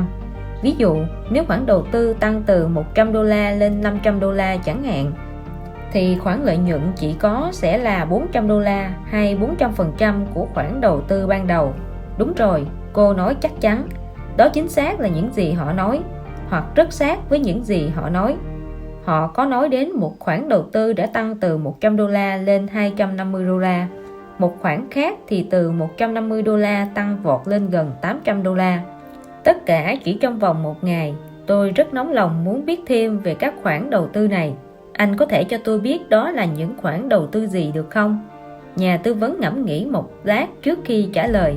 Tôi chỉ biết một khoản đầu tư có thể từ $150 lên tới $800 trong một ngày thị trường suy thoái. Đó là một trong số các khoản đầu tư có mức đòn bẩy tài chính mạnh nhất thế giới. Nói cách khác, giống như một đòn bẩy lớn, chúng giúp mang lại các khoản lời lớn chỉ với một khoản đầu tư rất nhỏ. Thường thì chúng có giá rẻ, chúng mang tính chất đầu cơ và không ổn định, nhưng khá thú vị, với điều kiện chị không quá lạm dụng chúng. Nhưng trước khi nói thêm, tôi cần biết là chị đang cố gắng đạt được điều gì, mục tiêu của chị là gì. Cô thở dài, tôi thật sự không biết. Tất cả những gì tôi biết là chúng đang rất khó khăn. Đáng lẽ chúng tôi không nên bán cái nhà nghỉ trên núi. Đáng lẽ chúng tôi không nên đầu tư vào thị trường chứng khoán. Chúng tôi đã đánh cược quá lớn. Rồi sau đó mỗi khi cố gỡ gạc lại, chúng tôi lại càng thua lỗ nhiều hơn. Chúng tôi phải nhanh chóng bù đắp lại những khoản tổn thất đó. Nhưng bằng cách nào cơ chứ? Cô cắn môi và do dự một chút. Ngoài ra, lúc này đây tôi lại có thêm tin xấu nữa. Anh còn nhớ ông ngoại tôi và danh mục đầu tư của ông ấy không? Tôi nhớ. Chúng tôi chưa bán đi chút nào cả. Đó không hẳn là ý định của ông tôi, mà là ý định của các anh tôi. Họ đều là bác sĩ nên không biết nhiều về thị trường như tôi, nhưng họ lại cho rằng họ biết nhiều hơn thế. Với họ, việc bán ra khi thị trường suy thoái chẳng khác gì việc đóng cửa nhà kho sau khi con ngựa đã trốn mất vậy. Họ nói, nếu có gì đó nên làm thì đó là chúng tôi nên mua thêm. Thế còn bản danh sách mà tôi đã đưa cho chị thì sao? Danh sách nào nhỉ? Ồ, có phải ý anh muốn nói đến các cổ phiếu dễ bị giảm giá nhất không? Vâng, chúng tôi đã xem xét kỹ lưỡng danh sách này, nhưng ông tôi lại chỉ sở hữu các cổ phiếu như Exxon, General Motors, Philip Morris, IBM và một đống các loại cổ phiếu lớn khác đã được mua cách đây hàng thập kỷ rồi. Chỉ có đôi ba loại cổ phiếu trong danh mục đầu tư là có trong danh sách anh đưa tôi thôi. Thế thì sao chị không kiểm tra về các cổ phiếu này thông qua một trong các hãng đánh giá độc lập mà tôi từng nói với chị? Nhà tư vấn hỏi. Đúng là tôi không nhớ đến việc này, nhưng tôi đoán chẳng có ai tự nguyện làm việc này. Hơn nữa, tôi cũng không muốn gây căng thẳng với các anh của tôi, và chắc rằng họ cũng chẳng muốn gây căng thẳng với tôi về điều đó nữa. Vì vậy, chúng tôi quyết định không đả động gì đến vấn đề này nữa. Và kết quả là tất cả cổ phiếu giảm nhanh như lao xuống vực. Điều tôi phân vân là có lẽ bây giờ đã quá muộn rồi. Không, chưa quá muộn đâu. Không hề muộn chút nào. Thực ra đa phần các cổ phiếu lớn vẫn dễ bị giảm giá. Danh mục đầu tư này đã đầu tư quá nhiều vào các cổ phiếu phổ thông. Thà muộn còn hơn không. Tin xấu còn lại, cô buồn bã nói, là các bác sĩ nói rằng ông tôi chỉ còn sống được vài tuần nữa. Vậy gia đình muốn thế nào? Chúng tôi cũng không biết nữa. Nếu chúng tôi bán các cổ phiếu vào lúc này thì khoản thuế đánh vào thu nhập trên vốn sẽ khá lớn. Nhưng vấn đề đó còn có thể bàn. Cho dù có những ảnh hưởng nhất định, chúng tôi vẫn không hoàn toàn kiểm soát được danh mục đầu tư này. Tôi tính là sẽ mất hàng tháng để hoàn tất thủ tục di chúc. Mẹ tôi nói rằng danh mục đầu tư này đã bị giảm hơn 10% chỉ trong vòng vài tuần qua. Chúng tôi phải làm sao bây giờ? Chả lẽ cứ chỉ ngồi đó và chứng kiến nó tụt dốc như cổ phiếu ngành viễn thông? Nhà tư vấn tìm cách trấn an cô. Chị đã chuyển thành tiền tất cả số cổ phiếu chị có trong danh mục đầu tư của mình rồi, có phải không nào? Chị cũng đã dùng số tiền đó để mua các trái phiếu kho bạc hoặc một thứ gì đó tương đương rồi, đúng không? Đúng, rất tốt. Vậy là chị đã giảm bớt được rất nhiều áp lực rồi. Chị đã ngăn lại được sự đổ máu rồi. Giờ đây, chị và gia đình chị còn lại hai mục tiêu nữa. Bảo vệ khi thị trường suy thoái. Thật vậy sao? Đúng vậy, mục tiêu thứ nhất là bù lại được các khoản lỗ. Mục tiêu thứ hai, đối với chị và những người thừa kế khác, là bảo vệ các cổ phiếu sắp được thừa kế khỏi đợt suy thoái tiếp theo của thị trường. Việc bảo vệ là ưu tiên hàng đầu của chị, mà chị biết gì về bán khống không? Không hề, cô trả lời chắc chắn và tỏ ra không thích khái niệm này lắm. Chị đừng hiểu lầm ý tôi nhé. Tôi không có ý định khuyên chị nên bán khống các cổ phiếu, nhưng chị cần hiểu được cơ chế hoạt động của nó ra sao. Về cơ bản, thay vì việc mua thấp và bán cao, chị cần đảo ngược lại trật tự của giao dịch này. Trước tiên, hãy bán các cổ phiếu với giá cao, sau đó tìm cách mua lại các cổ phiếu với giá thấp. Làm thế nào để bán được các cổ phiếu mà anh không sở hữu? Hãy vay mượn chúng. Giả sử cổ phiếu của Exxon đang bán với giá 35 đô la trên cổ phiếu. Chị hãy tới gặp nhà môi giới của mình, vay 1.000 cổ phiếu và bán chúng luôn. Như vậy, chị sẽ có số tiền tín dụng là 35.000 đô la trong tài khoản. Đến đây chị vẫn hiểu chứ? Vâng, có 35.000 đô la tiền mặt trong tài khoản của tôi. Không phải tiền mặt mà là tiền vay. Ồ vâng, tôi có một số tiền vay 35.000 đô la trong tài khoản của mình. Anh tiếp tục đi. Sau đó cổ phiếu Exxon giảm xuống còn 15 đô la. Chị mua vào 1.000 cổ phiếu với giá 15 đô la trên cổ phiếu và trả lại số cổ phiếu này cho nhà môi giới. Như vậy, chị sẽ phải lấy số tiền từ số tiền tín dụng 35.000 đô la để thanh toán cho số cổ phiếu đó. 1.000 cổ phiếu với giá 15 đô la trên cổ phiếu. 15.000 đô la tôi đoán như vậy, nhưng từ từ hãy để tôi nói hết đã. Vậy chị còn lại bao nhiêu trong tài khoản nhỉ? 20.000 đô la. Chính xác, đó là số tiền chị thu được, 20.000 đô la. Tất nhiên, nếu lúc đó giá cổ phiếu tăng thì chị sẽ bị lỗ. Hay đấy, cô nói với vẻ không nhiệt tình chút nào. Giờ thì tôi sẽ giải thích tại sao tôi không khuyến khích việc bán khống đối với đa phần các nhà đầu tư. Nếu giá cổ phiếu tăng và chị cứ cố theo đuổi thì sẽ có nguy cơ là cuối cùng chị có thể bị lỗ nhiều hơn cả số tiền đã đầu tư. Tôi giả định là như vậy. Không, cảm ơn anh. Tôi không thể chấp nhận kiểu rủi ro đó. Tôi còn phải lo cho cả một gia đình. Tôi có 2 đứa con và chúng xứng đáng được học ở một ngôi trường tốt. Trong bất kỳ trường hợp nào, tôi cũng không muốn bán khống trên thị trường. Tôi cảm thấy làm vậy chẳng khác gì một kẻ trục lợi cả, hưởng lợi từ nỗi đau và sự mất mát của người khác. Tôi không thể làm điều đó. Như thế là vô đạo đức và không có tình người gì cả. Nhà tư vấn nãy vẫn rất vui vẻ, giờ đáp lại với vẻ lạnh lùng. Những điều đó rõ mới nhảm nhí làm sao. Câu nói này khiến cô nhớ lại phản ứng của cha mình mỗi khi cô chống đối ông. Tại sao lại thế? Cô hỏi với vẻ ân hận. Để tôi giải thích nhé. Các nhà đầu tư thực hiện bán khống. Những người bán khống có thể lại gặp may trên thị trường. Họ giành được quyền mua. Rồi khi thị trường giảm, họ lại là những người đầu tiên mua vào. Giống như động cơ khởi động trong chiếc xe hơi. Họ có thể khiến mọi thứ hoạt động trở lại. Nếu không có họ, thị trường có thể sẽ vẫn loay hoay ở mức thấp trong vài tháng liền. Hãy nhớ rằng, những người bán khống có tiền tín dụng trong tài khoản của họ và họ nợ các cổ phiếu. Đến một lúc nào đó, họ sẽ phải mua lại các cổ phiếu đó, có phải không nào? Khi thị trường giá xuống kết thúc, chị nghĩ xem ai sẽ là người vực chúng ta lên?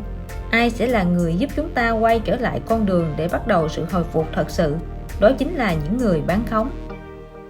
Các quỹ đầu tư theo chỉ số ngược. Thú vị đấy, nhưng tôi vẫn không thể chấp nhận kiểu rủi ro không giới hạn như vậy, Linda nói. Tất nhiên, chị sẽ không làm như vậy và không nên làm như vậy. Thay vào đó, chị chỉ nên mua các khoản đầu tư mà trong đó rủi ro được giới hạn ở mức tiền mà chị đặt ra. Hãy cho tôi một ví dụ. Chị có thể mua cổ phiếu của một quỹ đầu tư chuyên dụng nào đó để hưởng lợi khi thị trường suy thoái. Khi sở hữu cổ phiếu của một trong các quỹ như vậy, chị sẽ không bao giờ mất nhiều hơn số tiền đầu tư, giống như bất kỳ loại quỹ đầu tư nào khác. Chị sẽ không bao giờ bị nhắc về số dư. Nói cách khác, họ sẽ không bao giờ yêu cầu chị nộp thêm tiền. Và thị trường càng giảm, các cổ phiếu quỹ của chị càng có giá trị. Hãy hình dung, một bên là các cổ phiếu lớn đang đi xuống, còn một bên là các cổ phiếu quỹ đầu tư của chị đang đi lên. Cô nghĩ về điều đó một chút và hình ảnh chiếc bập bênh hiện lên trong tâm trí cô. Một đầu chiếc bập bênh là các cổ phiếu của ông cô đang đi xuống theo đà thị trường, còn đầu kia là quỹ đầu tư đặc biệt này đang đi lên để bù đắp lại các khoản thua lỗ. Thế họ gọi loại cổ phiếu này là gì vậy? Nó được gọi là quỹ đầu tư chỉ số ngược. Tại sao nó lại có tên như vậy? Bởi vì chúng ngược với các quỹ chỉ số. chị có biết rõ về các quỹ chỉ số không? Cô trả lời có với vẻ do dự. Dù sao thì cứ để tôi giải thích cho chị nhé. Các quỹ chỉ số luôn gắn với một chỉ số chính trên thị trường, như chỉ số trung bình công nghiệp Dow Jones hoặc chỉ số S&P 500. Nếu muốn đầu tư vào một thị trường chứng khoán đang tăng, sẽ rất khó mua được tất cả 30 loại cổ phiếu thuộc chỉ số Dow hoặc 500 loại cổ phiếu có chỉ số S&P, có phải không nào? Vì vậy, chị chỉ việc mua các loại cổ phiếu của một trong các quỹ chỉ số và họ sẽ thực hiện việc đó giúp chị. Hoặc là họ cũng có thể sử dụng các công cụ khác, nhưng dù sao họ vẫn luôn phải tìm cách giữ giá cổ phiếu của mình theo sát với chỉ số trên thị trường. Nếu chỉ số tăng 20% thì quỹ đầu tư này cũng sẽ tăng 20%. Ngừng một chút để xem liệu cô có muốn hỏi gì không, rồi anh lại nói tiếp. Các quỹ mà tôi đang nói đến cũng sẽ làm điều tương tự, nhưng ngược lại, họ không mua các khoản đầu tư khác cho chị mà thực hiện bán khống tất cả các cổ phiếu thuộc S&P 500, Nasdaq hoặc bất cứ chỉ số nào khác. Họ làm như vậy bằng cách nào? Tôi sẽ giải thích về điều này sau nhé. Bây giờ, chúng ta hãy nói đến các kết quả. Hãy lấy một quỹ đi ngược với chỉ số S&P 500 làm ví dụ nhé. Nếu chỉ số S&P giảm 10% thì các cổ phiếu quỹ của chị sẽ tăng 10%. Nếu chỉ số S&P giảm 20% thì chị sẽ có thêm 20%. Thị trường càng giảm, chị càng kiếm được nhiều tiền. Còn quỹ nào nữa không? Có một loại quỹ khác cũng làm y như vậy đối với chỉ số Nasdaq 100. Chỉ số Nasdaq giảm 10% thì các cổ phiếu trong quỹ của chị cũng sẽ tăng lên 10%. Nghe có vẻ khó tin quá nhỉ? Sự thật là thế đấy. Có điều không phải lúc nào cũng tốt cả. Nếu thị trường đi lên, chị sẽ bị lỗ. Nếu chỉ số S&P tăng 20% và chị có cổ phiếu của quỹ đầu tư ngược với S&P thì quỹ này sẽ giảm 20%. Trong khi đó, các cổ phiếu của ông chị có thể lại đang tăng lên. Có thể không phải là $1 ăn $1, nhưng cũng gần tới mức này. Tôi hiểu ý anh rồi, cô nói với vẻ hoàn toàn thấu hiểu. Đó sẽ không phải là một chiếc bập bênh thăng bằng tốt. Trục bản lề của nó có thể đã bị trật ra ngoài. Cô cảm thấy hài lòng với những lời giải đáp đó và nhà tư vấn hứa sẽ cung cấp cho cô tên và số điện thoại của một số chỉ số ngược. Đồng thời cả một bộ hướng dẫn về việc nên mua bao nhiêu, ở đâu và khi nào. Linda cảm thấy dễ thở hơn. Cho đến tận lúc này, cô vẫn cảm thấy như chẳng có gì che chắn bảo vệ cho mình. Bây giờ, khi đã biết cách tự bảo vệ mình hàng đêm, cô đã có thể ngủ ngon giấc hơn. Cô thề sẽ hành động ngay khi về đến nhà. Tôi sẽ gửi email cho chị với các thông tin chi tiết đính kèm. Anh nói, tôi sẽ đặt tên file là bảo vệ khi thị trường suy thoái. Chị hãy xem bản dữ liệu đó nhé. Và nếu có bất kỳ câu hỏi nào, hãy cho tôi biết. Bây giờ tôi có việc phải đi. Tôi có hẹn với bác sĩ nha khoa. Khoan đã, cô kêu lên trước khi anh gác máy. Thế còn khoản đầu tư có thể biến $150 thành $800 thì sao? Và việc giúp chúng tôi nhanh chóng bù đắp lại các khoản lỗ nữa. Trước hết, hãy cứ quan tâm đến biện pháp bảo vệ đã. Bảo vệ khi thị trường suy thoái. Rồi sau khi đã hiểu hết những thứ đó, hãy gọi điện thoại lại cho tôi trong vòng vài ngày nữa.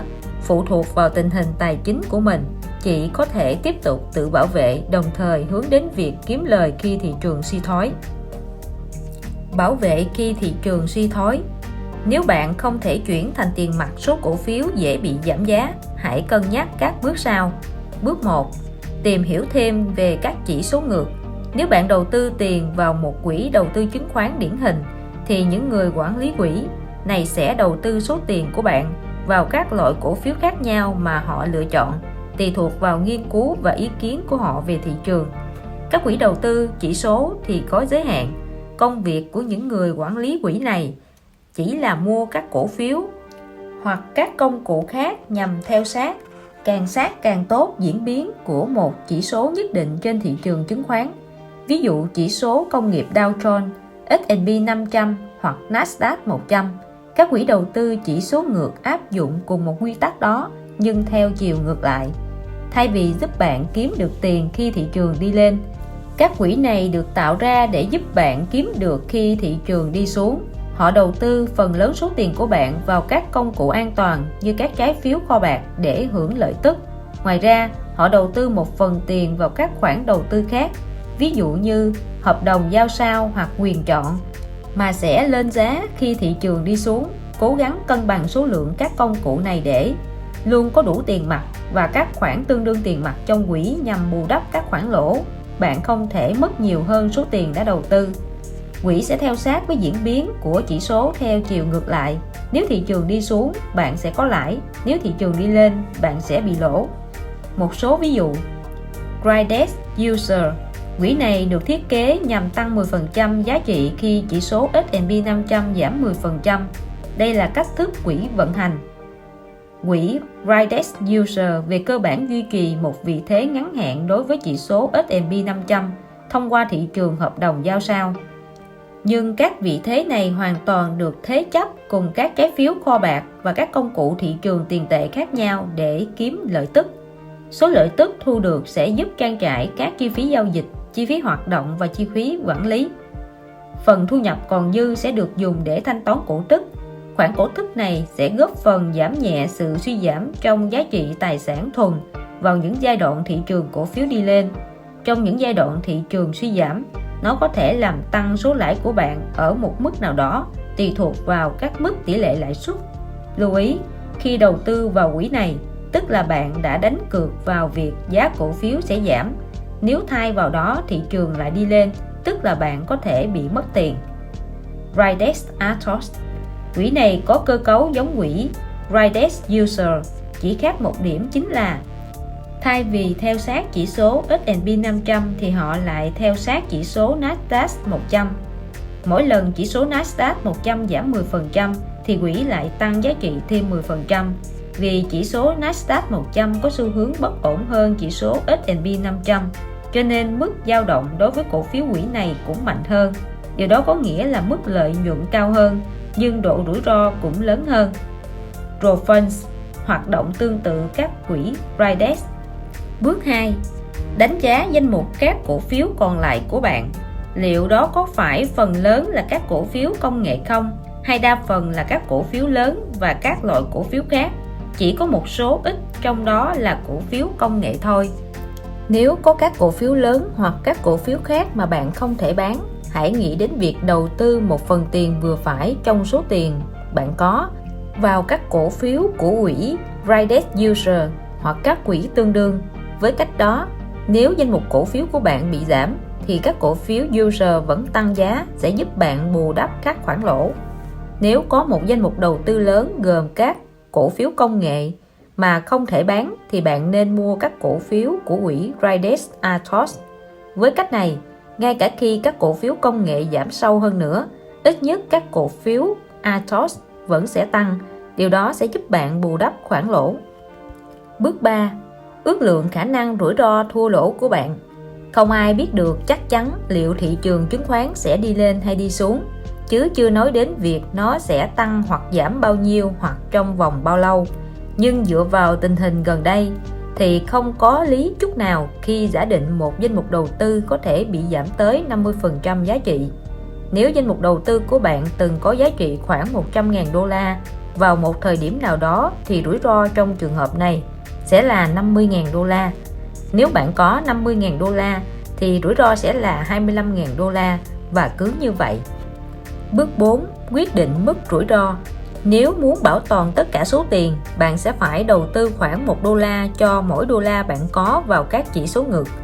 Nếu tỷ lệ đó là quá nhiều thì hãy xem xét việc chỉ bảo vệ một nửa giá trị danh mục của bạn. Khi đó, cứ với mỗi đô la trong giá trị danh mục cổ phiếu, bạn chỉ cần đầu tư 50 xu vào chỉ số ngược phù hợp. Xem lại bước 1. Giả sử danh mục cổ phiếu của bạn có giá trị 100.000 đô la, bạn cần đầu tư khoảng 50.000 đô la vào quỹ này. Bước 5. Tăng lượng tiền cho chương trình tự bảo vệ khi thị trường suy thoái. Bạn có thêm 50.000 đô la từ đâu? Bạn có thể thu được số tiền này từ các tài sản tiền mặt của mình. Nhưng nếu làm như vậy, bạn sẽ phải chuyển số tiền từ khoản đầu tư an toàn sang một khoản đầu tư rủi ro hơn. Điều đó không nên chút nào. Thay vào đó, có một lựa chọn khôn ngoan hơn là hãy chuyển một phần cổ phiếu trong danh mục còn lại của bạn thành tiền mặt ở mức tối thiểu, đáp ứng vừa đủ cho chương trình này. Công thức đơn giản: nếu muốn một chương trình bảo vệ bạn khỏi một nửa mức rủi ro và không muốn rút tiền từ một nguồn khác thì bạn nên bán 1/3 số cổ phiếu bạn có để thu được số tiền mình cần cho chương trình này. Chương 12: Nhóm bảo vệ. Đó là một thời kỳ ảm đạm và căng thẳng đối với các kinh tế gia ở phố Wall và Washington. Cho tới gần đây, họ vẫn đưa ra giả định rằng sẽ có sự hồi phục trong dài hạn, gần như chắc chắn như vậy. Không một nhà kinh tế học lỗi lạc nào không tin tưởng giả định này. Tất nhiên, vẫn có những người im lặng hoặc được yêu cầu giữ im lặng trước giả định đó. Nhưng trước công chúng, họ cũng vẫn tung hô sức mạnh cốt yếu của nền kinh tế, trong khi thực tế bên trong họ lại rất đổi bồn chồn lo lắng. Chỉ có rất ít người dám lên tiếng phản đối, và một trong số đó chính là Tamara Belmont. Vài tháng trước, khi còn làm ở Harris & Jones, cô đã thường xuyên tranh cãi với đồng nghiệp và các chuyên gia khác về giả định này. Nhưng cô thất vọng vì nguyên tắc của trò chơi là mọi người có thể nói về tình trạng suy thoái của thị trường tương lai trong các cuộc trò chuyện cá nhân, nhưng việc phân phát bất kỳ tài liệu nào có liên quan đều phải rất hạn chế, đề phòng chúng có thể đến tai công chúng. Việc nói suy thoái bị cho là có hại đối với kinh doanh. Tamara cảm thấy rất khó chịu với các nguyên tắc này, mang trong mình dòng máu của những võ sĩ đấu bò nổi tiếng ở Tây Ban Nha. Do đó, cô không định đầu hàng trước những kẻ đầu cơ giá lên đáng hổ thẹn ở phố Wall này. Lập luận cơ bản của cô không hề quá khích. Một cuộc suy thoái sẽ không kết thúc cho đến khi những nguyên nhân của nó và những dư thừa chất đóng trong quá trình bùng nổ trước đó được giải quyết. Chúng bao gồm sự đầu cơ, các khoản đầu tư tồi, các khoản nợ xấu, thậm chí cả những con người bất lương. Một cuộc suy thoái sẽ giúp quét sạch những thứ đó và dọn đường cho những ý tưởng mới, công nghệ mới, công ty mới đang sẵn sàng. Đó là một quá trình tự nhiên của sự đổi mới, giống như một vụ cháy rừng sẽ giúp mọc lên những cây non mới. Tuy nhiên, cho đến lúc này, hầu như chỉ có rất ít việc trong số đó đã diễn ra. Cuộc tranh luận gay gắt gần đây nhất của cô là với Don Walker, giám đốc nghiên cứu của Harris. Ông là mẫu người luôn tuân theo mệnh lệnh của công ty. Một hôm, cô nói với ông: "Tôi nghĩ là ông đang nhận định sai về nền kinh tế." Sau đó cô bướng bỉnh nói thêm: "Và hầu hết mọi người cũng vậy, chúng ta cứ như đang bị mộng du khi đi qua một bãi biển vậy." Cuộc suy thoái vẫn chưa kết thúc, kể cả trong dài hạn. Nó chưa chữa được căn bệnh kế toán hay những khoản nợ xấu. Nó chưa làm dịu bớt độ căng bong bóng của các cổ phiếu bị đẩy giá lên cao. Nó cũng chưa cải thiện được tình trạng khủng hoảng tài chính của hàng triệu người tiêu dùng. Trái lại, các khoản nợ xấu và tình trạng ngụy tạo sổ sách kế toán vẫn đang ầm ĩ gây ung nhọt cho nền kinh tế. Các khoản lợi nhuận mà chúng ta thu được vẫn còn bất ổn định. Có rất ít thứ được thay đổi. Thay vì chuẩn bị cho việc phục hồi, sự sụt giá mà ông đang chứng kiến chỉ là mở đầu cho một đợt suy thoái lớn khác mà thôi. "Hãy cho tôi bằng chứng," ông nói. "Hãy tin tôi đi. Tôi không có liên quan gì đến những cuộc tranh luận nhằm tăng giá cổ phần đâu. Hãy cho tôi chứng cứ và tôi sẽ khuất phục." Trong vòng 24 giờ đồng hồ, cô đã thu thập đủ bằng chứng trong một bản báo cáo sơ bộ về đầy đủ tài liệu dẫn chứng đặt trên bàn làm việc của ông. Walker đọc lướt nhanh phần mở đầu và đọc chậm rãi hơn khi ông xem tới phần có tiêu đề so sánh các cuộc suy thoái thời hậu chiến của thế kỷ 20 và cuộc suy thoái năm 2001. Dưới đây là một số đoạn trích của bản báo cáo. Trong tất cả các cuộc suy thoái thời hậu chiến của thế kỷ trước, người Mỹ mắc nợ ít hơn cả. Trong cuộc suy thoái năm 1973 đến năm 1974, mức nợ của các gia đình chỉ tăng trung bình 1,5% và họ luôn giữ mức nợ thấp hơn mức thu nhập. Tương tự như vậy, trong cuộc suy thoái năm 1990 đến năm 1991, mức nợ cũng chỉ tăng lên 1,5%. Vào đầu những năm 2000 thì hoàn toàn ngược lại. Mức nợ của các hộ gia đình liên tục tăng mạnh và vượt quá mức thu nhập. Cứ mỗi 100 đô la thu nhập, họ lại có một khoản nợ là 115 đô la. Sau các cuộc suy thoái trước đây, người Mỹ luôn có cách phục hồi quỹ tiết kiệm của họ. Tuy nhiên, cuộc suy thoái kinh tế gần đây lại khiến họ không làm được như vậy. người Mỹ vẫn phải tiết kiệm ở mức dưới 2% thu nhập, mức gần thấp nhất trong lịch sử. Chúng ta cũng có thể thấy mô hình tương tự trong khối doanh nghiệp. Trong các cuộc suy thoái trước đây, các doanh nghiệp cắt giảm hẳn các khoản nợ của mình hoặc ít nhất là không tăng thêm nợ. Còn giờ đây, chúng ta lại chứng kiến điều ngược lại. Mức nợ của doanh nghiệp tính trên giá trị thuần của cổ phiếu đã tăng tới 57%, một mức kỷ lục mới. Nếu cuộc suy thoái hiện thời đã hoàn toàn kết thúc, thì chúng ta đã phải thấy được sự cải thiện trong mức thâm hụt thương mại quốc gia. Ví dụ, trong cuộc suy thoái năm 1973 đến năm 1974, chúng ta đã khởi đầu với mức thâm hụt là 0,5% GDP và kết thúc ở mức thặng dư là 1% GDP. Tương tự, trong thời kỳ 1978 đến 1980, chúng ta đã chuyển từ mức thâm hụt thương mại 3 tỷ đô la sang mức thặng dư 4 tỷ đô la. Và sau cuộc suy thoái năm 1990 đến năm 1991, chúng ta thậm chí còn đạt được mức chuyển biến ấn tượng hơn nhiều. Vậy mà lần này, mọi thứ lại không diễn biến như vậy. Trong lần sụt giảm gần đây, chênh lệch thương mại đi từ mức tệ tới mức tệ hơn, tới gần 465 tỷ đô la hoặc gần 5% GDP, gấp đôi số tiền nước Mỹ dành cho quốc phòng. Báo cáo cũng đưa ra tài liệu dẫn chứng về một loạt vấn đề khác, ví dụ như tỷ lệ lãi suất thấp và sự suy giảm ngày càng tăng của các nền kinh tế nước ngoài. Ông đã đọc hết rồi chứ? Cô hãnh diện hỏi Walker trong lần gặp mặt kế tiếp. Ông thờ ơ nhìn cô, và cô không thể giấu nổi sự thất vọng. Ông yêu cầu bằng chứng, tôi đã cung cấp chúng cho ông. Tôi đã đưa ra bằng chứng về việc mỗi cuộc suy thoái trong quá khứ đều dọn sạch những dư thừa, mở đường cho sự phát triển trong tương lai. Tôi cũng đưa ra bằng chứng rằng cuộc suy thoái này không hề làm được những điều như vậy. Tối thiểu thì bây giờ ông cũng phải có cơ sở để nghi ngờ rằng có lẽ cuộc suy thoái này chưa chấm dứt mà mới chỉ bắt đầu chứ. Dù sao cũng cảm ơn ông đã dành thời gian xem xét bản báo cáo của tôi. Giờ thì tôi đã sẵn sàng gửi nó đến giới truyền thông và khách hàng để công bố những vấn đề này. Walker, nhà kinh tế học của Washington, cảm thấy bị giằng xé. Các lập luận của cô là đúng chuẩn và theo đúng lý thuyết kinh tế học. Logic của bản báo cáo không chê vào đâu được. Các bằng chứng cô đưa ra không thể bác bỏ. Đáng lý ra, ông không còn lựa chọn nào khác ngoài việc đồng ý với cô. Nhưng trên thực tế, logic và chứng cứ chẳng có tác dụng gì đối với những thông tin mà Harris công bố cả. Cô thúc giục ông và cuối cùng ông phải chấp thuận việc phân phối tài liệu đó trong nội bộ với số lượng giới hạn, với điều kiện là ông được chỉnh sửa lại tài liệu đó. Ông yêu cầu cô đưa cho ông bản mềm và ông hứa sẽ đưa lại bản đã sửa cho cô trong vài ngày nữa. Một tuần sau, cô thấy bản in nằm trên bàn làm việc của mình, kèm theo chỉ thị: hãy đọc kỹ nhưng không được thay đổi bất kỳ điều gì trong đó. Bản in đã được chỉnh sửa này khiến cô lặng cả người. Cô đã đoán rằng có lẽ một số kết luận của mình sẽ được làm giảm nhẹ đi, chứ không hề mong muốn cái thứ này.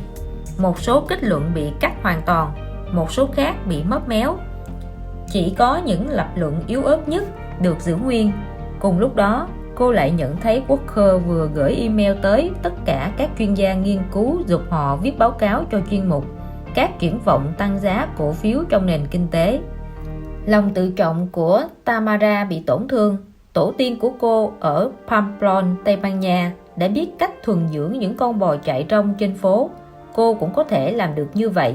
Chiều muộn cùng ngày hôm đó, khi quay lại văn phòng, Walker thấy một bản báo cáo trên mặt bàn. Phía ngoài bìa là một dòng chữ rất đậm nét: ý kiến của tôi thôi việc. Sau vụ đó, không hãng nào ở phố Wall thuê cô nữa, nên cô quyết định chuyển tới Washington và cố gắng tìm một công việc trong cơ quan chính phủ.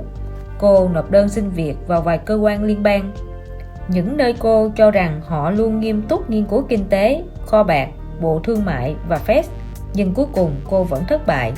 Cô cũng đã thử nộp đơn vào cơ quan điều tra của Quốc hội Mỹ, GAO, một cánh tay kiểm toán không thiên vị của Quốc hội, vốn có nhiều báo cáo vạch trần sự lãng phí trong chính phủ, các hoạt động bất hợp pháp của những người môi giới, các rủi ro trong thị trường tài chính và nhiều thứ khác. Nhưng kết quả là cô vẫn chưa gặp vận may nào cả. Sau 3 tuần cố gắng và căng thẳng, Cô đã rất vui khi nhận được một tin nhắn qua điện thoại từ người có tên là Oliver Dulles.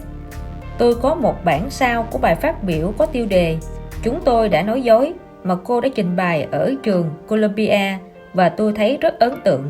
Xin cô vui lòng gọi lại vì có thể có một vị trí chuyên viên nghiên cứu cấp cao tại Seattle dành cho cô.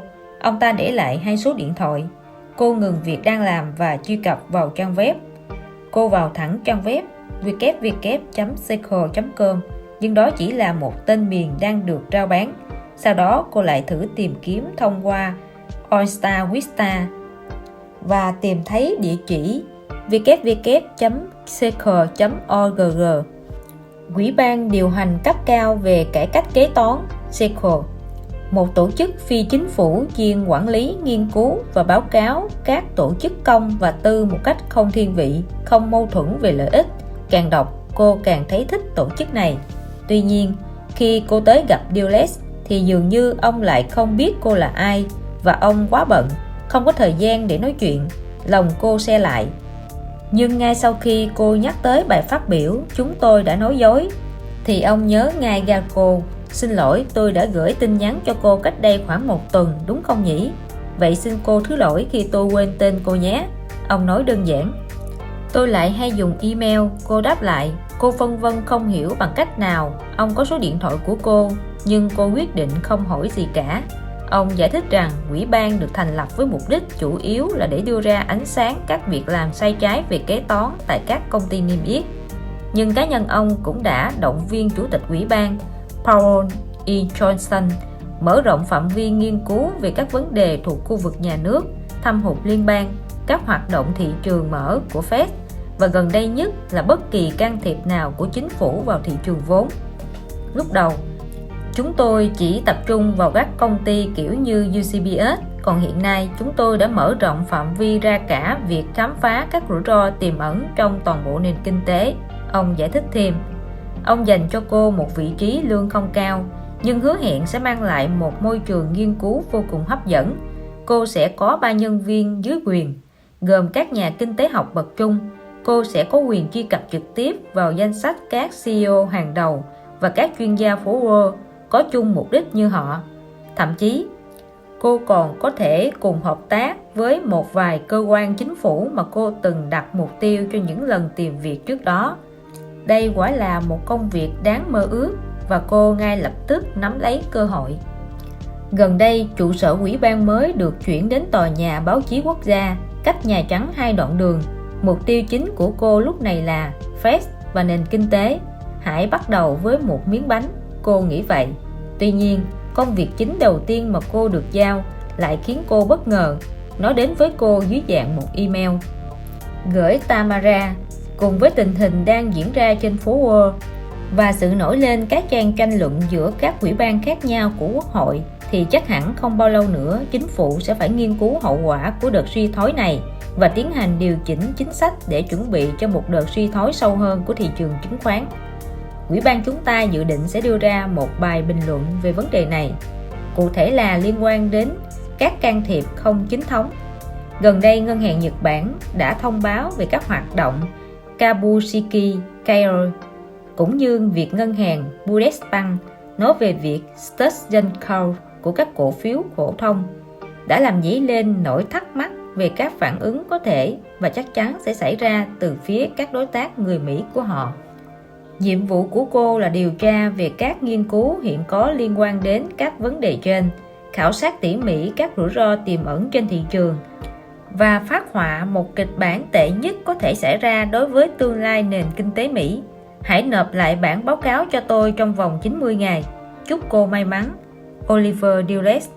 Tái bút, đừng quên đưa tên nhóm bảo vệ thị trường chứng khoán khỏi sự suy thoái trong các bản điều tra của cô nhé. Email này khiến cô ngỡ ngàng, không phải vì những điều được nói tới trong đó, mà vì những thứ không được nói tới. Trong sự nghiệp của mình, đến thời điểm này, việc cô trông đợi là nhận được một yêu cầu về những thông tin mà cô không thể đáp ứng. Thế mà giờ đây, cô lại nhận được một yêu cầu về những thông tin mà thậm chí cô còn không thể hiểu được. Việc tìm ra nghĩa của các thuật ngữ tiếng Nhật và tiếng Đức cũng mất một chút thời gian. nhưng không phải là khó. Stützen trong tiếng Đức nghĩa là hỗ trợ, Kaufe nghĩa là các khoản mua, kết hợp lại chúng có nghĩa là hỗ trợ việc mua. Kabotsuki là từ được dùng để nói về các cổ phiếu trong tiếng Nhật. Krai có nghĩa là mua toàn bộ. Cô in email ra. Sau đó bên cạnh mỗi từ tiếng nước ngoài, cô lại dùng bút chì chú thích nghĩa bằng tiếng Anh. Sau đó cô dựa lưng vào ghế và đọc lại bức thư này. Giờ thì cô đã có thể hiểu hết ý nghĩa của nó. Sếp của cô muốn nói tới các động thái đặc biệt của những ngân hàng trung ương Nhật Bản và Đức trong việc mua lại các cổ phiếu phổ thông nhằm hỗ trợ thị trường trong nước. Tuy nhiên, việc hiểu được bức thư là một chuyện, còn việc tin vào nó lại là một chuyện khác. Toàn bộ khái niệm này vừa gây sửng sốt lại vừa có vẻ khờ dại. Liệu có thật sự là Nhật và Đức đang làm những việc đó không? Cô rất hoài nghi về việc này. Nhật và Đức là những nền kinh tế hiện đại tiên tiến, lớn thứ hai và thứ ba thế giới. Trong bất kỳ một nền kinh tế hiện đại nào, việc các ngân hàng trung ương mua lại những cổ phiếu phổ thông như vậy đều bị coi là những bước đi sai lầm, cực đoan, có thể làm chệch hướng các chính sách đã được thiết lập vững chắc và được thử nghiệm, kiểm tra trong suốt hàng thập kỷ qua. Trên thực tế, việc làm đó có thể được coi tương tự với việc quốc hữu hóa từng phần các ngành công nghiệp, một lời đề xuất thiết lập thể chế Cộng hòa, nhưng đây lại là các quốc gia phát triển hàng đầu thế giới. Các quốc gia từng luôn lên tiếng thúc giục chính phủ của các quốc gia kém phát triển hơn hãy rút khỏi khối tư nhân và bán hết các doanh nghiệp thuộc sở hữu nhà nước còn lại.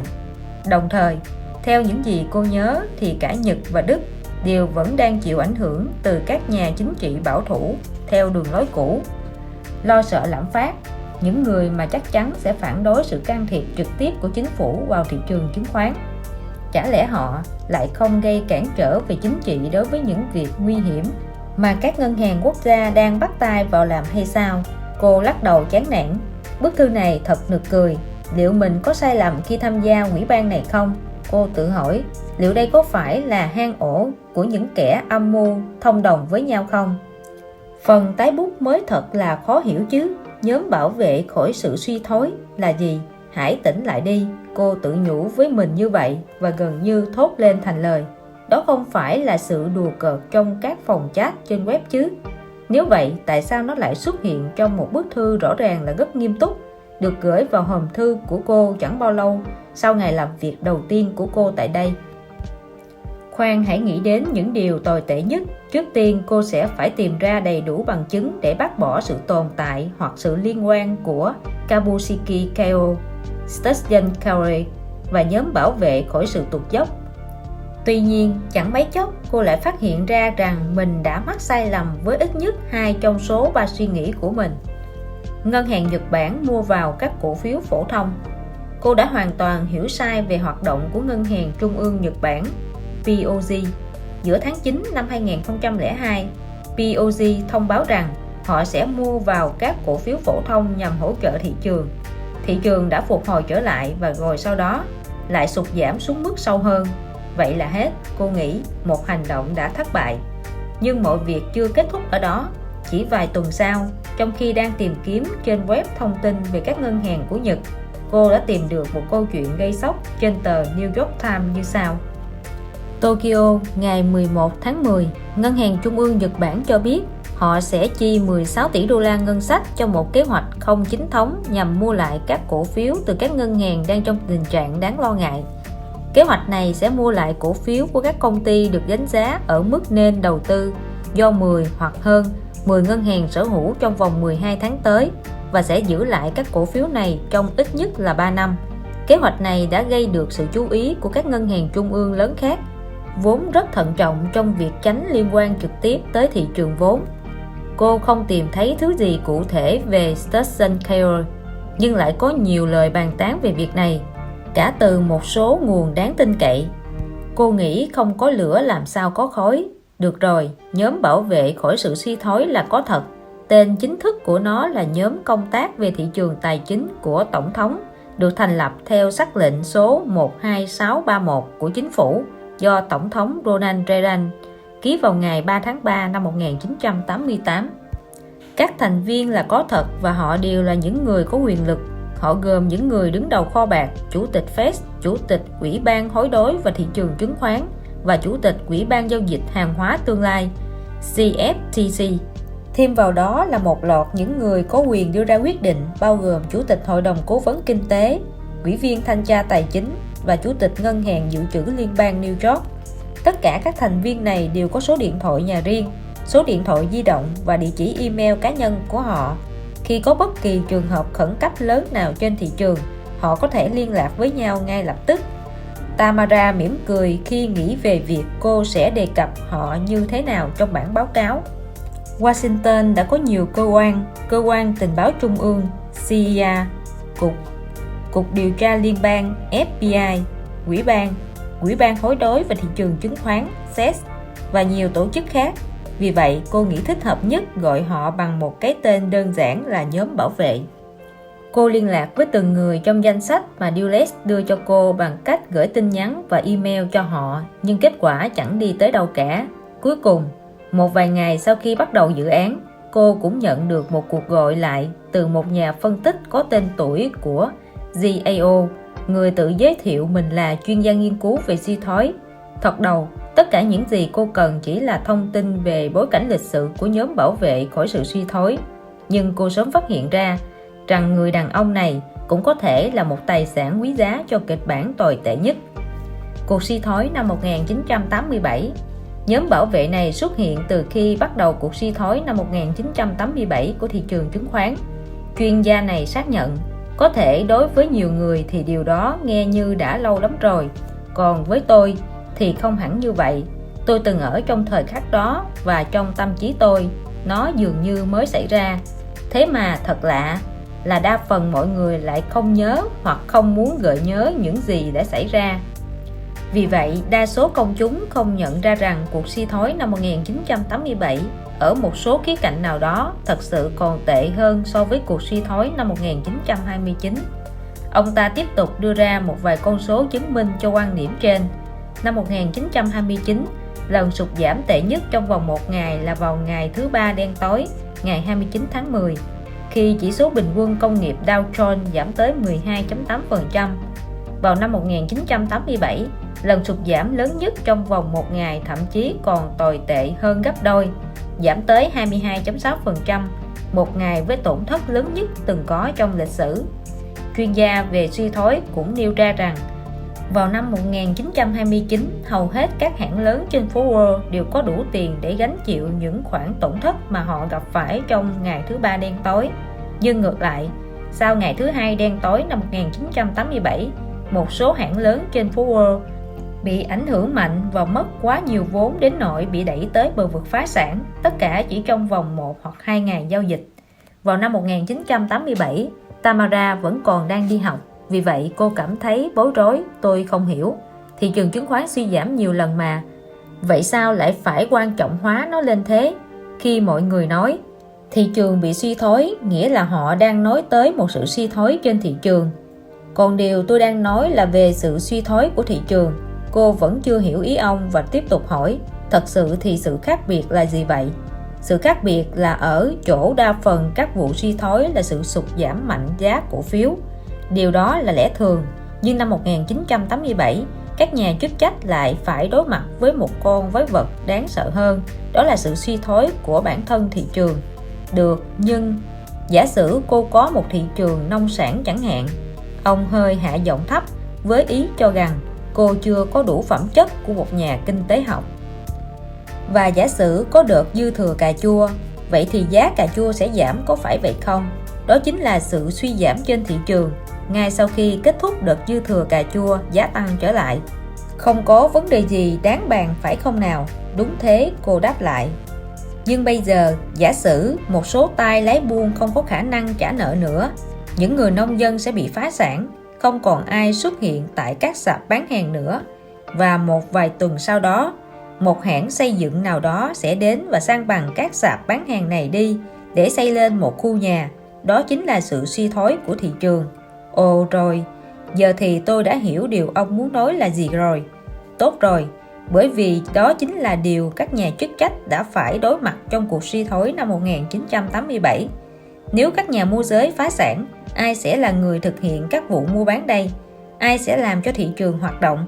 Toàn bộ hệ thống thị trường chứng khoán của chúng ta đã suýt ngừng hẳn. Thế họ đã làm gì? Lúc đầu họ chẳng biết làm thế nào cả. Nhận thấy đây có thể là khía cạnh then chốt trong việc nghiên cứu của mình, cô yêu cầu chuyên gia của GAO cung cấp thêm các diễn biến chi tiết hàng ngày của các sự kiện xung quanh vụ suy thoái. Ông nói rằng hãy chờ một lát để ông tìm lại một số giấy tờ. Một lát sau, ông nói, được, ta hãy bắt đầu từ đầu nhé. Trước tiên là thị trường của Ginnie Mae. Đây là các trái phiếu do một cơ quan chính phủ phát hành, đó là Hiệp hội Thế chấp Quốc gia. Chớ chiêu thay, đó là một phần nợ của quốc gia, chứ không phải là một phần ngân sách quốc gia. Nhưng đó lại là một đề tài khác. Trái phiếu Ginnie suy thoái vào ngày 15 tháng 4 năm 1987, và đây là một cuộc suy thoái thật sự, theo đúng nghĩa của nó. Thị trường giảm tới mức choáng váng tròn 10 điểm. Đừng hỏi tôi nguyên nhân tại sao. Một nguyên nhân có thể là do thất bại lớn trong việc phân chia các khoản tiết kiệm và nợ ở các danh mục đầu tư của họ. Vì vậy, họ đã hạ giá bán của các trái phiếu Ginnie Mae ra thị trường.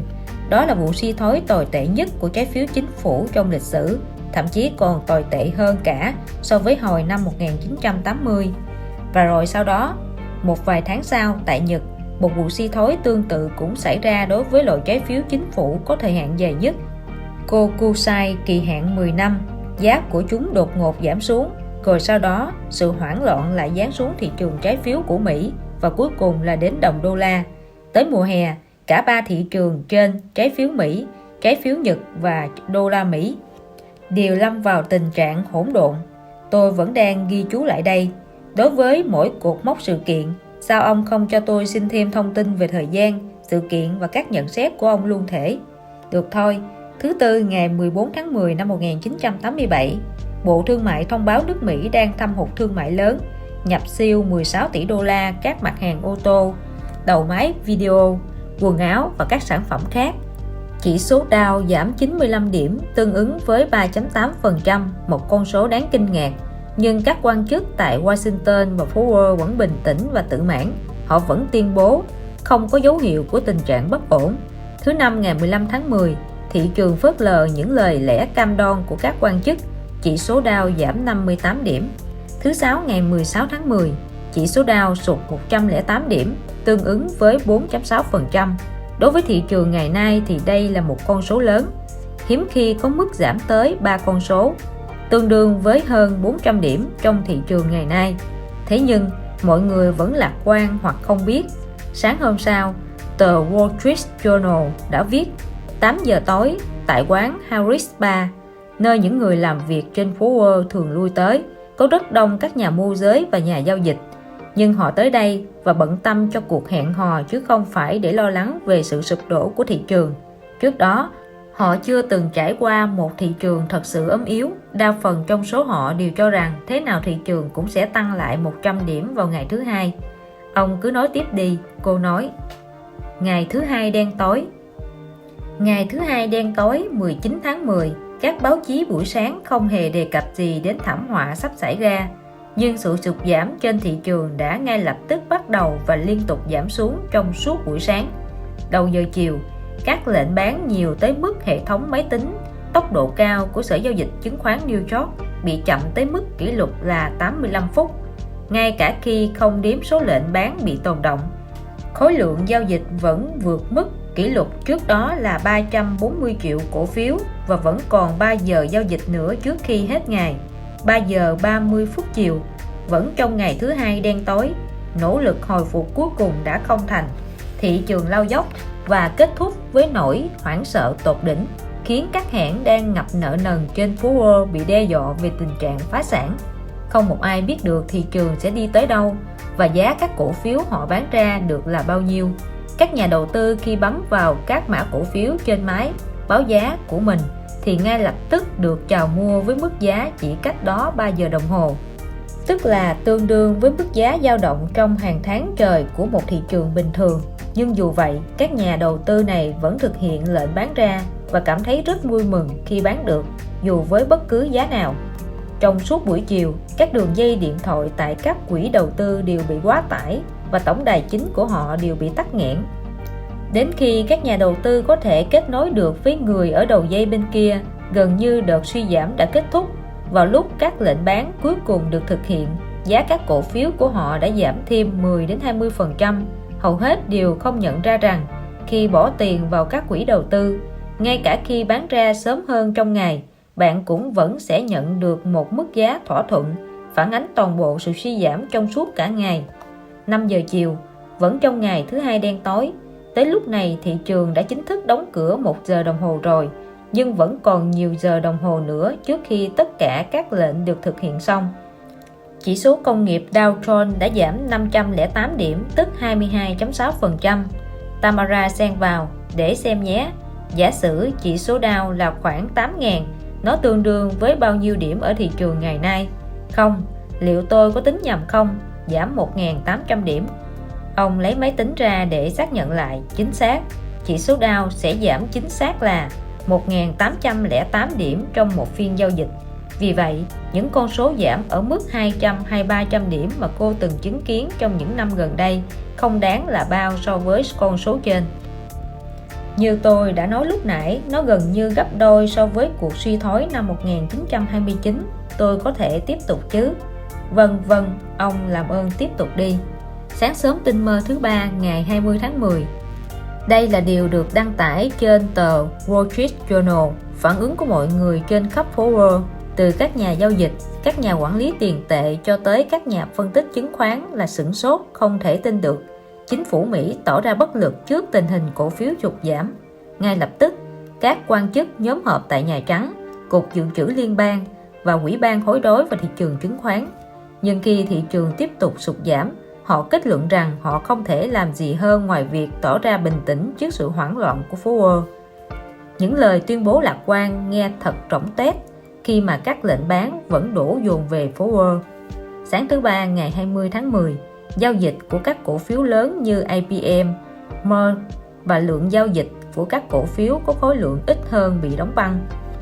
Kể cả nếu sở hữu các loại cổ phiếu có tính thanh khoản và thường được giao dịch nhất, bạn cũng không thể bán được chúng lúc này. Tất cả các quyền chọn và hợp đồng trả sao bị ngừng giao dịch trong vài giờ.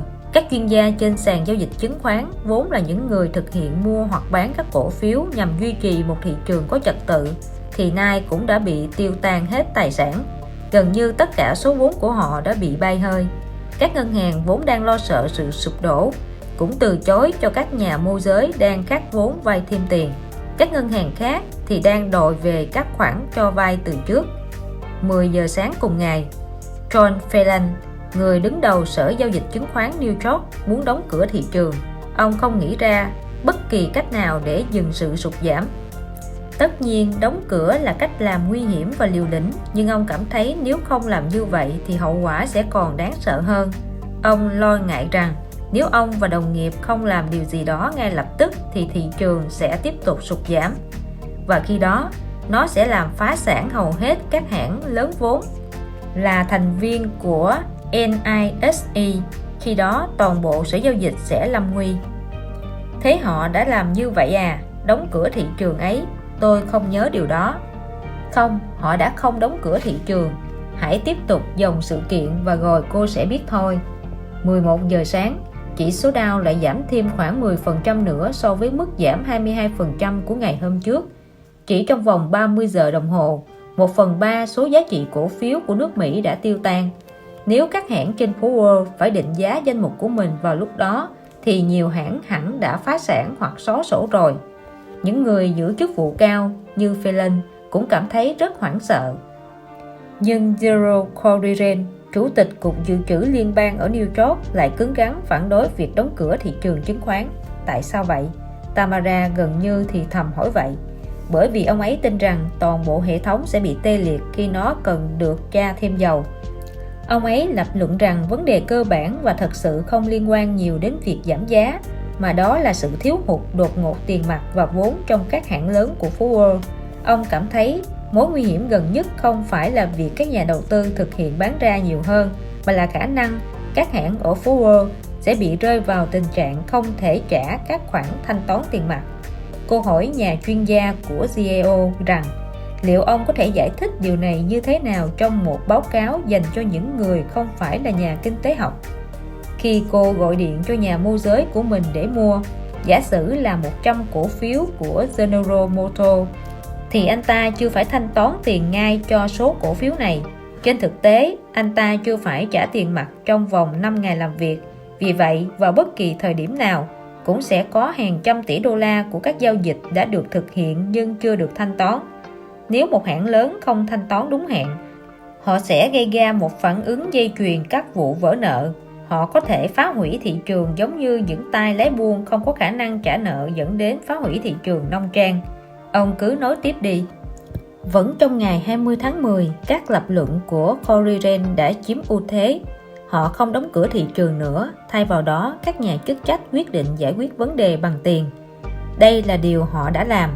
Fed đã đổ hàng tỷ đô la vào hệ thống ngân hàng, đồng thời họ cũng gọi điện tới các ngân hàng lớn để thuyết phục các ngân hàng này cho các nhà môi giới vay số tiền đó. Bất cứ ở đâu mà các nhà chức trách thấy có khe hở có thể gây ra sự tan chảy trong hệ thống là họ lại đổ thêm tiền vào. Thị trường phục hồi và ngay lập tức cuộc khủng hoảng chấm dứt. Chỉ thế thôi à? Không hẳn. Các làn sóng sụt giảm giá cổ phiếu vẫn tiếp tục dội lại trong hàng tháng. Nhưng ý tôi là sau trải nghiệm đau lòng và suýt chết này, họ quyết định không đặt cược cái gì hết, và điều đó dẫn đến việc hình thành nhóm bảo vệ khỏi sự suy thoái. Tamara lại thầm tự hỏi mình, liệu điều đó có thể xảy ra lần nữa không? Chuyên gia từ GAO dường như cũng đang có cùng suy nghĩ với cô. Giờ đây ông nói, họ muốn bạn tin rằng cuộc suy thoái năm 1987 có thể không bao giờ lặp lại nữa, nhưng sự tiếp tục tồn tại của nhóm bảo vệ khỏi sự suy thoái lại chính là một sự thừa nhận ngầm rằng bản thân họ vẫn đang lo ngại sẽ có điều gì đó tương tự có thể xảy ra. Thế nó có xảy ra không? Các vụ thoát chết trong gang tấc? Không, nhưng chúng ta cũng có vài vụ thoát chết. Năm 1998 có một công ty mà hầu như không ai từng nghe đến tên, Long Term Capital Management, đã không gặp may với các chứng khoán phái sinh có độ rủi ro cao và đã gây ra phản ứng dây chuyền một loạt các vụ vỡ nợ có thể nhấn chìm các thị trường và các tổ chức trên toàn thế giới. Nhóm bảo vệ đã can thiệp và chấm dứt tình trạng trên. Sau đó, đến năm 2001, nó lại xảy ra lần nữa. Sau vụ tấn công ngày 11 tháng 9, các nhà chức trách lo sợ rằng sự suy thoái trên thị trường có thể sẽ tồi tệ hơn cả cuộc suy thoái năm 1987. Và lần này, họ đóng cửa sàn giao dịch, nhưng họ có lý do cho việc này, đó là sửa chữa cơ sở hạ tầng. Thế còn các biện pháp hạn chế giao dịch thì sao? Suốt ngày tôi thấy chúng trên kênh CNBC. Ha ha, đó là một kiểu nói đùa thôi và ai cũng biết mà. Các biện pháp hạn chế giao dịch đơn thuần chỉ có thể ngăn chặn một loại lệnh bán cụ thể. Bán thông qua các chương trình giao dịch dựa trên máy tính trực tiếp tới các máy tính trong sàn giao dịch. Cho đến cuối những năm 1980, sau những phân tích và tranh cãi kéo dài, họ đã quyết định rằng việc giao dịch dựa trên chương trình chính là một nhân tố đáng kể trong cuộc suy thoái năm 1987. Làm thế nào để nhận biết điều đó? Không ai biết được. Nhưng điều đó cũng không ngăn họ khỏi việc phát triển một loạt các quy tắc lạ thường nhằm kiểm soát chúng. Thế điều đó có tác dụng không? Ai mà biết được cơ chứ? Làm sao bạn có thể kiểm tra được cái gì kiểu như vậy chứ? Không có cách nào cả. Điểm then chốt của vấn đề ở đây là không có biện pháp hoặc nguyên tắc hạn chế giao dịch nào có thể ngừng được việc bán ra trong thế giới thực, và rộng hơn nữa là trong thế giới tồn tại ngoài các giới hạn của sàn giao dịch. Giả sử cô nhận được một loạt lệnh bán từ các tổ chức của Mỹ, từ châu Âu, từ Nhật Bản, thì các biện pháp hạn chế giao dịch sẽ chẳng còn mấy giá trị nữa. Thế còn các vụ đóng cửa thì sao? Các nguyên tắc cho phép họ đóng cửa sàn giao dịch là như thế nào? Chuyên gia về suy thoái có vẻ bối rối. Tôi không nghĩ là cô sẽ hiểu được. Khi các lệnh bán vẫn còn đó, việc đóng cửa sàn giao dịch sẽ chỉ khiến mọi việc tồi tệ hơn. Tồi tệ hơn nhiều. Nó sẽ chỉ làm lây lan các u nhọt mà thôi. Tại sao lại thế? Bởi vì mọi người đang bán ra vì các lý do không liên quan đến những gì sàn giao dịch có thể hay không thể giải quyết. Họ bán ra vì các tác động kinh tế nằm ngoài tầm kiểm soát của các nhà chức trách sàn giao dịch. Khi cô nói với họ rằng cô sẽ đóng cửa sàn giao dịch, và rằng họ không thể bán ra nữa. Điều đó sẽ khiến họ càng muốn bán ra hơn bao giờ hết. Nhưng tình hình sẽ còn trở nên tồi tệ hơn thế. Ồ, như thế nào cơ? Một khi thị trường bị đóng cửa, không ai biết được mức giá đóng cửa thật sự là bao nhiêu. Giá đóng cửa của bất kỳ chứng khoán nào đều phản ánh toàn bộ giá của các lệnh bán và mua hiện hữu vào thời điểm đóng cửa, có phải không? Đúng vậy. Nhưng nếu họ đóng cửa sàn giao dịch sớm hơn, chính xác hơn là bởi có quá nhiều lệnh bán được đặt, thì có vẻ như là mức giá đóng cửa đó không phản ánh đúng giá của tất cả các lệnh bán. Tamara vẫn chưa hiểu được ý nghĩa của câu chuyện này. Thế nên họ sẽ cố ý liều mạng với toàn bộ lý do cho sự tồn tại của thị trường có từ thời xưa. Quay trở lại hệ thống chợ búa trao đổi hàng hóa sơ khai nhất. Ông có thể cho tôi một ví dụ thực tế được không? Có chứ, tôi có thể cho cô một ví dụ rất thực tế. Giả sử thị trường bị sụt giảm mạnh và đóng cửa sớm, khi đó vẫn còn tồn tại rất nhiều lệnh bán chưa được thực hiện. Và giả sử có hàng triệu nhà đầu tư đã thu đổi các cổ phiếu quỹ đầu tư của mình để lấy tiền vào đầu ngày. Đáng ra, họ sẽ nhận được giá trị tài sản thuần của quỹ, phản ánh giá đóng cửa thực trong ngày. Nhưng nếu giá đó tăng lên, thì các quỹ sẽ phải chi ra quá nhiều tiền mặt và làm suy giảm hết cả lượng tài sản của họ. Kết quả, những người nắm giữ cổ phiếu không thu lại được tiền vào ngày hôm đó đã bị mắc kẹt với các khoản tổn thất theo tỷ lệ số cổ phiếu họ nắm giữ. Ai mà chẳng có lúc thắng lúc thua, Tamara nói. Còn hơn thế, có một nguyên tắc công bằng cơ bản đã bị vi phạm, và khi điều đó lộ ra, lòng tin của các nhà đầu tư sẽ tan vỡ. Vậy có điều gì mới nữa? Không, cái này thì khác. Chẳng mấy chốc, cô sẽ thấy mọi người nói, cách duy nhất để thoát khỏi mà không bị mất sạch là hãy thoát ra trước mọi người. Cô nghĩ xem điều đó sẽ ảnh hưởng tới thị trường như thế nào? Tạo ra một cuộc tháo chạy. Cô nên tin đi, nó chính xác có thể gây ra tình trạng mà các quan chức muốn tránh ngay từ đầu. Belmont gật đầu, tôi hiểu. Nhưng lúc nãy ông có nói điều đó sẽ làm lây lan nhọt mà thôi. Ý ông là gì vậy? Nếu các nhà đầu tư không thể bán cổ phiếu của mình trên sàn giao dịch chứng khoán New York, thì họ sẽ đổ xô đi bán ở các sàn giao dịch khác. Vậy thì các nhà chức trách sẽ phải đóng cửa toàn bộ các thị trường vốn ở Mỹ. Khi đó, nếu các nhà đầu tư không thể bán được ở Mỹ, họ sẽ vội vàng đi bán ở London, Frankfurt hoặc Tokyo. Khi con đường đó cũng bị đóng lại, họ sẽ tìm thứ gì khác để bán đi, các trái phiếu đô thị, thậm chí cả các trái phiếu chính phủ.